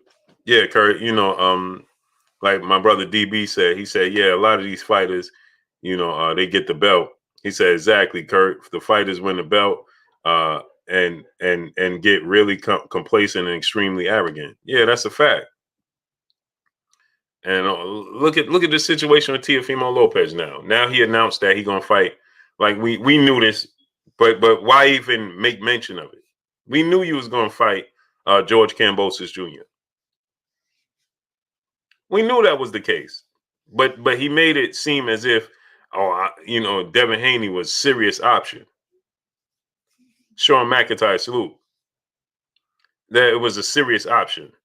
You know what I mean? When we knew, and the problem is he put it out there. Well, we're gonna fight. We're gonna fight. I want to fight Kambosos in Australia, and that makes sense. 60,000 fans. Introduce yourself to a whole new demographic of fans, and understandable. But if it's not going to be in Australia, why not push Bob Arum and say, hey, Bob, man, make this fight with Devin Haney. Make this fight with Devin Haney. Because it makes no sense to fight Kambosos right now. It makes no sense. And then find a way, to satisfy Kambosos. Listen, we'll fight you after this, hopefully things clear up. We'll come to Australia. But you did all that with Devin Haney, knowing you wasn't going to fight him. You knew you wasn't going to fight that man. You knew you wasn't going to fight that man. He wasn't a serious option. As Bob Arum so elegantly put it, Devin Haney is number 3 in our eyes as opponents to fight. And he told Bill Haney, listen, you are number 3. So if this don't work out with Kambosos and it don't work out for Ryan Garcia, then we'll consider you. That's what Bob Arum said. Remember that, Kurt? I remember. Yep, sure do. So you was never he was never part of the plan. Period. But what's your thoughts on it, Kurt? Well, like you said, he was never part of the plan. They're not going to fight Haney. Maybe, just maybe down the road, he gonna want to hold on to those titles, man. He, because people don't understand that, having those titles can be addictive because a fighter thinks I'm going to have celebrity status. I'm known now. I feel like somebody. I'm going to try to keep these belts as long as possible because he could win or lose against Haney and Tank and fighters like that and Ryan Garcia. He feels comfortable fighting George Kambosos. He gets a pass for that because he just beat and fought Lomachenko. And after a big fight, usually you fight a mandatory nobody never heard of or voluntary defense, a soft touch. But after Kambosos, I want to see where he goes from there because he don't have a lot of fights at 135. You're going to start hearing, I'm having trouble with the weight. I think I might move up, but I just want to see him fight one of the good fighters. I would love to see him fight Haney after Kambosos, but I don't think it's going to happen. Well, he already said he can't make the weight. He said he only got one fight left at 35. Interesting part about it, Kurt, is he said, remember, he wanted to fight the winner of Josh Taylor, Jose Ramirez, right? But did you see what Josh Taylor just said over the weekend? Mm-hmm. Why would I fight him? You ain't even finished cleaning. You ain't even officially undisputed. You ain't clean out your own weight class. Why would I fight you? He said, when I beat Jose Ramirez, I'm officially going to be undisputed. Yep. What you think about Josh Taylor's comments? Well, he's right. If a fighter can't make the weight, he has a right to go to the next division. Okay, it's not wrong with that. Once you tip those scales at that weight, then that's what you are. A junior welterweight, he goes up to 140. Then he could talk about fighting Josh Taylor, but Josh Taylor has to beat Ramirez first. I haven't heard nothing about the fight, but I think it's just going to come out of nowhere. That fight, it's going to be done. I'm quite sure. We just don't know when. Maybe in the summertime. So I want to see what happens first. If Tio move up at 140, he's going to have problems like us because those 5 pounds can make a world of a difference. Him fighting Ramirez, he's going to get beat. Him fighting Josh Taylor, he's going to get beat. So, Teofimo, let's just see what happens. One victory over Lomachenko, and they want to shoot him to the stratosphere. Mm-hmm. Salute, B. Robinson. He said, salute, Blue Bloods from Richmond, California. Salute to B. Robinson. And salute Dwayne Fuller, my brother, in the super chat once again. He said, salute, Kurt. Blue, I told you that you and Kurt got me holding on to boxing. Thanks, guys. Yeah, appreciate you, bro. Salute. Jafari Caesar, brother in the super chat, said, Tio acting like Joshua hiding on belts. Yeah, I agree. I agree from that standpoint for sure. Now, another thing, Kurt, Shakur Stevenson, yesterday, I don't know if you saw what he said, But he said, I'm the true boogeyman in boxing because none of these dudes in my weight class or around my weight class, alluding to the dudes at 135, you know, the Fantastic Four we got, none of them make mention of my name. So he said, OG Sean the Dawn salute. He said none of them will mention my name. So he said, all jokes aside, I'm the boogeyman in the sport. What you think about that? Yeah, I did hear that. Well, I wouldn't say nothing. I'll play it smart. I will fly under the radar, like Chris Colbert. You know, those are the wild cards. You know, him and Shakur. But he will get his turn. Be a little patient. Get some more fights under your belt. Get better. You know, we have. You know, you're not at your peak yet. And then I will sneak up on everybody. Soon enough, he's going to get his turn. Just be a little patient, Shakur. You know, I've been following this guy for a long time, man. This guy is the truth. But he'll get his shot. He'll get his shot. Just be patient. You know, you got the Berchelt beat who's that? He's fighting Vargas. Mm-hmm. You know, he beat Vargas. You know, then you know Oscar Valdez. I mean, I'm thinking of Ray Vargas. Valdez, thank you. Mm-hmm. He get his shot at Berchelt, you know. And then you call out the big guns, but the fights will be there. Be patient; they'll come to you. Mm-hmm. George Myers, salute. Robert Rich, salute. King DG Slim, salute. He said Nakatani. Yeah, Nakatani is a good fighter. Robert J. AJR, salute. Lokeman, salute. GB Guthrie, salute. T.O. and Taylor, salute. The real T Shells, my brother, salute. Junior Aquan, salute. Yeah, Kirk, man. He said that he's been calling out all these guys, but they just reluctant to, to say his name. That's what he said.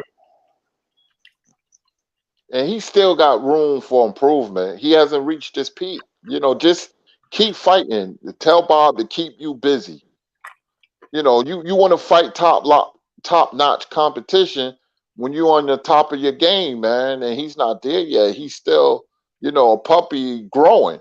You know, I mean, I wouldn't call out anybody. I would be patient, stay busy, fight different style opponents, and then when the time is right, then I'll start calling out names. In my opinion, he got legacy fights in front of him. Yep. Because he got Jeremy 2684, salute. Champion Hall, salute. He has like you said, Kurt, he got the winner of Carl Frampton, Jamel Herring. That's already set. So he know he's gonna get the winner of that. And then he has like you said, the Oscar Valdez Berchelt fight, the winner of that fight on deck. So, unless he's feeling like he ain't gonna get his opportunity if they maybe he feel like they're gonna start ducking him. You know what I mean? Mm-hmm. Maybe that's it. You know what I mean? But he when is that fight? Frampton, and when is that fight? It's this February 27th. I'm just guessing. Yeah, I'm gonna look it up right now. Yeah, you're right. February 22nd, 27th. 27. Mm-hmm. So he's in a beautiful place. You know what I mean? Those are too hot. He gets.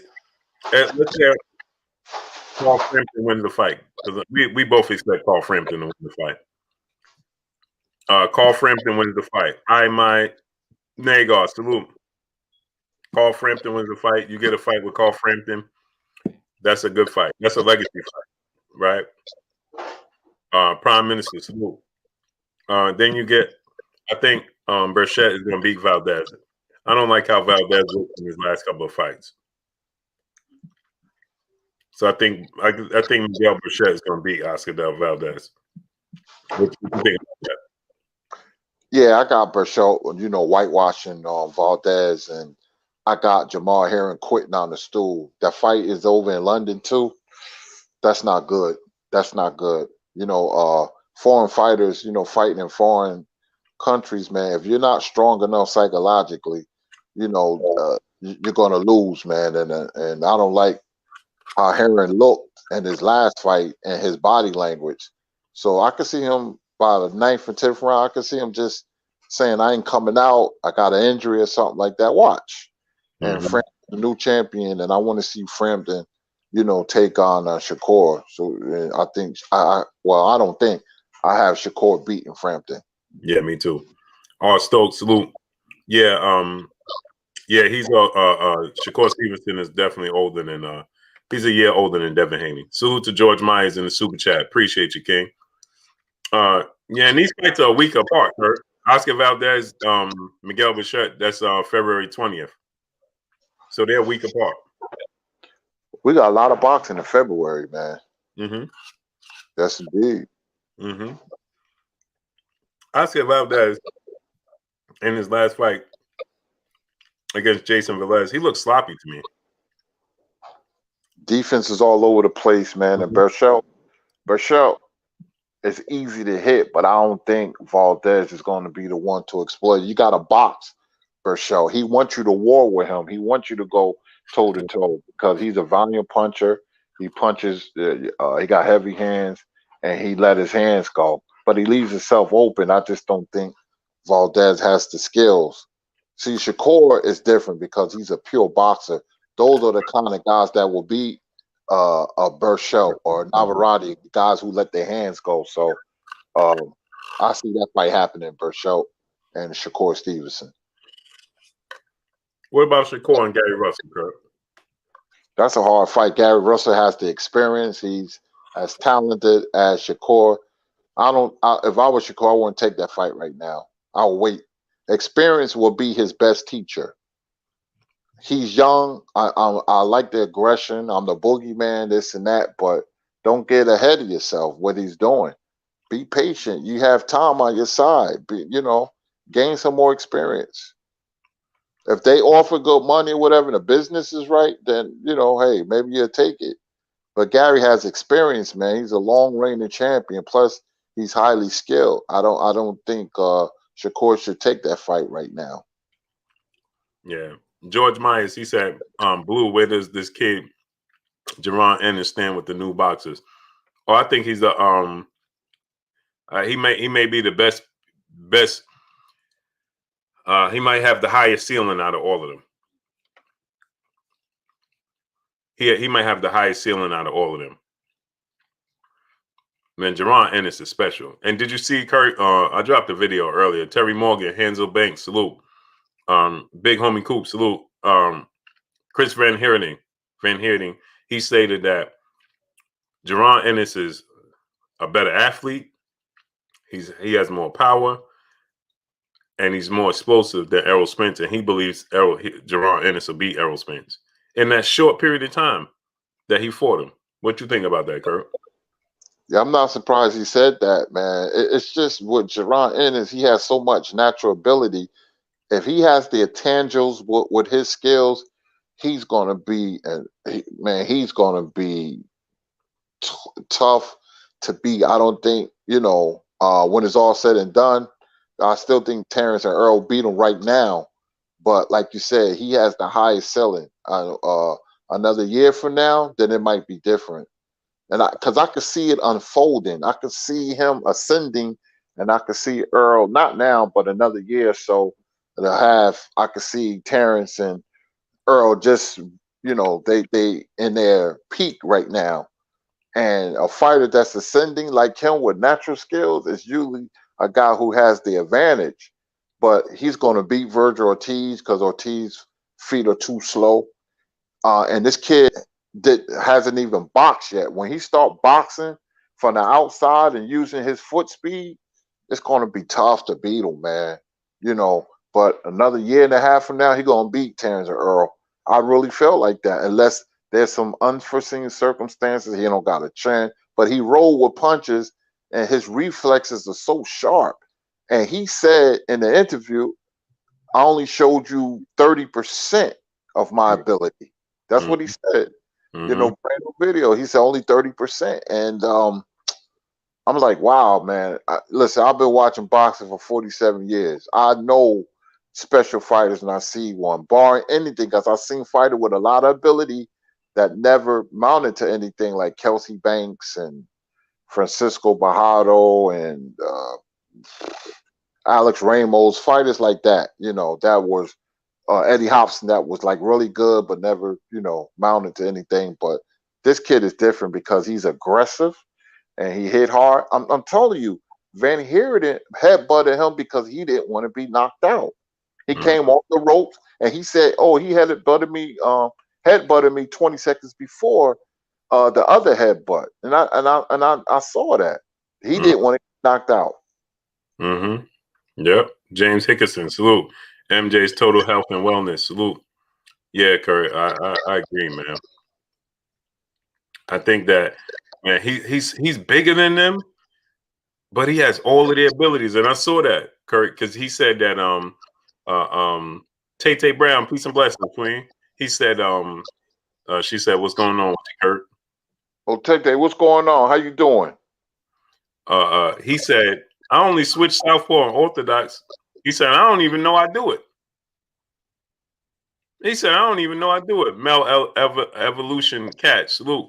He said, "I don't even know when I switch southpaw to orthodox. It just naturally comes to me." He's confident, man. He has the talent. He come from a boxing family. He's confident. He's in great shape. You could tell. I love how he rolled with punches. He looked like he's getting hit. Now he's been hit a couple of times because he's been in close. But I love the aggression. And I said, man, I haven't seen this kid box yet. And once he used all those gifts and put it together, because he said the better opponent, the better I get. And this is nowhere near his prime. He's what, 23? 20, yeah, so he just turned 23. Just turned 23, man. And I'm like, I love Terrence and Earl, but this kid has more natural gifts than both of them. Yeah, he's like both of them combined, right? Yeah. I mean, listen, man, I'm like looking at this kid and I'm like, I'm looking at his feet. I'm looking at, his balance. I look at all that, his body language, because of the confidence. He truly believes that. He truly believes he's better than all of them. They asked about Virgil Ortiz. He said, yeah. He said, I'll take on anybody, all comers. And said nothing, all comers. I don't care. Full confidence. Machiavelli Mafia, salute. Hey, Kurt, you know what I like in him too? He's like PLG Ski, salute. Great fight, salute. Star City J, salute. He's like, that movie Underworld? You got the Lycanins and you got the vampires, and then they had that dude that that was a mixture of both. In between. That's like Jerron Ennis, right? Like he's that mixture of both of them in between. He's the rare breed or whatever. They the pure breeds, and he's like the rare breed in the middle, man. That dude. Go ahead, Kurt. If these kids get better, he's beating Terrence and Earl. He's beating everybody. He's big, man, and I a million times I done said athleticism plays a major part. I look for fast twitch muscles. I look for footwork. I look for ring IQ. I look for all of that, and he'll give you a chance. He fights in close with his hand speed because he depends on his reflexes. He rolls with a lot of punches. So I said to myself, the better the opponent, he's going to start boxing. And I want to see him box from the outside. I just, want to see it. Uptown Philly, salute. Tahas Calibro, salute. So he said, big ups from Houston, Texas. Salute to Houston, Texas, man. King Nat 666, salute. What's good with you, King? Vado Newton, what's good? Chris Young, where you go? Chris U Bengoya, salute. Hope I said your name right, man. Yeah, man. I see. I think right now though, if they make the fight, Errol and Terrence both beat him. Yeah, right. Yeah, right now because Shakur Gerard Ennis, a couple other fighters, you know, they haven't reached their prime yet. And I think another year and a half, man, they're gonna be hard to beat. They're gonna be very difficult to beat because Gerard and Shakur are just like insanely good, man. You can see the skill jump out at you on your TV set, man. And I'm like, you know, and when the skill set doesn't jump out at me, I know that fighter ain't as good as they say he is. But when you can see the skill and you like, wow, man, this dude, you know, like Jerron, he's explosive. I was on the edge of my seat when he fought Van Haren. Soon the bell ring, ding, I moved up a couple of inches. It was like he blitzed him, right? Yeah, man. I said, oh, he's trying to make a statement. I'm gonna tell you, if that Lipinets, he's gonna fight either Lipinets or DeLerm. Yeah, I want it to be Lipinets. And he gonna blitz Lipinets. He gonna get Lipinets out of there. He gonna get both of them out of there. Mm-hmm. I think they want DeLorme because he fought Terrence Crawford. And remember, they said they want all measuring. You know, they want all measuring stick fights. Right. And he fought Terrence Crawford, so they want to make a statement out of DeLorme. Jason B. Brown, Isaiah, 1989-06. Salute. No, Ryan Garcia don't fight tonight. Sterling Woodruff, salute. Who else we got? Randy Hernandez, salute. I miss Super Chat.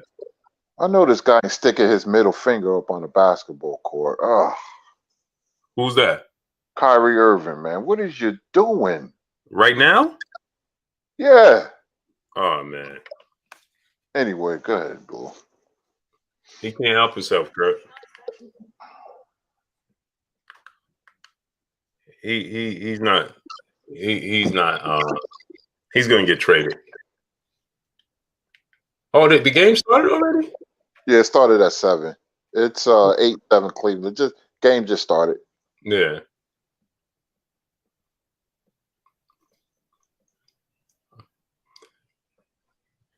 So let me ask you a question. Did Adrian Bruno find a replacement yet or no? No, still not. Robert Easter, though, is going to fight. Adrian Bruno didn't find a replacement yet. But it's still they're in talks with Marcos Maidana's brother,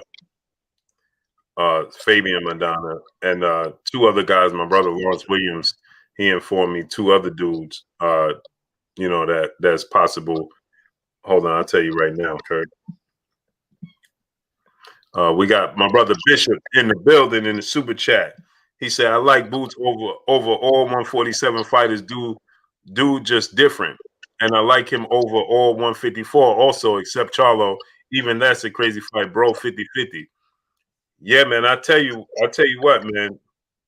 That dude go to 154. It's gonna be. He's a tough out, man." Lawrence said they working on it.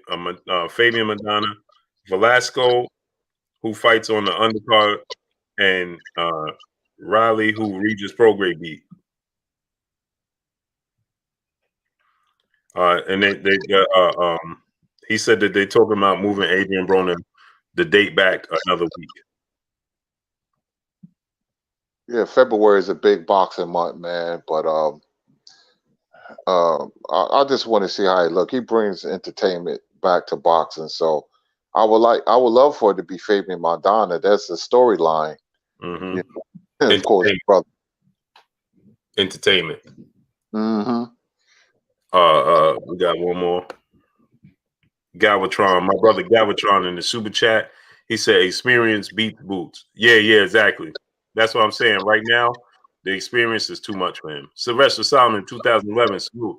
How many likes we got? Pete Davenport, salute. Smash the like button. Ramoud Nixon, salute. And what you think about Adrian Broner and Regis Prograis? That would be a very good fight. I like Prograis. Broner showed me, man, he can't win the big fights. Never, always a bridesmaid, never a bride. There's some certain fighters that have that intangible, like they're off, man. They can't win the big fights. You know, he won't let his hands go. Right. Can't win the fight, you don't let your hands go. And Prograis is, and he see that, then Prograis let his hands go. That's one thing about Progress. He's gonna let his hands go. He's gonna out hustle Bruner. Bruner has a good chin, good beard, no pun intended. But I don't see him beating Progress. Me either, Curry. I think that's a tough out. Progress is active. He's active. He got a power. But he gonna give Adrian Broner a lot of openings. But I can see that fight turning out like the Josh. What was dude name he fought? Taylor. What was it? Emmanuel Taylor. Mm-hmm. Who Broner fought, right? Yeah. Yeah. I think I can see it turning out like that too. Money in the Ghetto, brother in the super chat. He said, "Who wins, Prime AB versus Prime Berto? Who wins today?" Today, man, I would have to pick Adrian Broner because Berto he looked like a complete shell of himself. In their prime, I got to pick Andre Berto. That's a good one. How you see that, Kurt? And they prom, I like Broner. Now I like Broner. But I like Broner at his best fight when he beat Tony DeMarco. I thought he was going to beat some. I told you I ordered a T-shirt. Then when he started losing, my wife said she needs something to clean the furniture. I said, "Here, take the T-shirt." Kurt, you ain't right for that, Kurt. Take the brand new. I said, "Take the T-shirt. Take the." And she said, Kurt, "Didn't you wear it?" I said, "Yeah." I said, "I don't want it no more. Take the clean the table with this right here." Kurt, you ain't right for that. I was my brother, Pete Davenport in the super chat. He said, "Kev, Kyrie put up the ring finger for the championship he won in Cleveland, saying they will always be in his heart." Oh, okay. Okay, good. Well, yeah, because I got the TV muted, and I just seen him walk on center court before the tip off, and he put his finger and he made a gesture. So, okay, that explains it. Yeah, that makes sense. I'm glad. He need to be quiet because I love Kyrie as a player. I seen him in high school when he was in Montclair. Then he transferred to St. Patrick. Him and Michael Gilchrist. They played for St. Patrick's. Mm-hmm. Well, go ahead, Kurt. Close this out. Let's get out of here. Yes, indeed. Yes, indeed. Great show, man. Thank you, Kendall Gill, for joining the show. He listens to us, man. That's great. It's a lot of people that's known that listen to us. We just don't say who they are. But thank you, chat. Thank you for the super chats. Thank you for your support. Great show, Blue, man. One of the best channels on YouTube, man, with us cooking, talking is boxing. Two intelligent human beings. We know the sport inside and out, and I'm glad to be a part of it. My name is Curtis Sanderson, a.k.a. Kurt Sugar, and we will see you tomorrow. And Kurt, I'm hoping that we have that special guest that I was talking about the other day tomorrow. And we're going to have tomorrow and Friday. So hopefully tomorrow that one panned out. Yep, we'll get him. Yes, sir. Y'all already know what it is. It's your boy Blue, Blue Blood Sports TV. Hate, like, comment, and subscribe. You haven't subscribed? Hit the subscribe button, hit the like button, hit the bell icon to get all the new notification. Follow us on Instagram at Blue Blood Sports TV, all one word. Y'all already know what it is. Shout out to the entire LDBC. Shout out to New Media. Shout out to Black Media Row. Make sure you like and share these videos. That's all we got for y'all. Peace. Peace. Patricia Shelton, peace and blessings, Queen.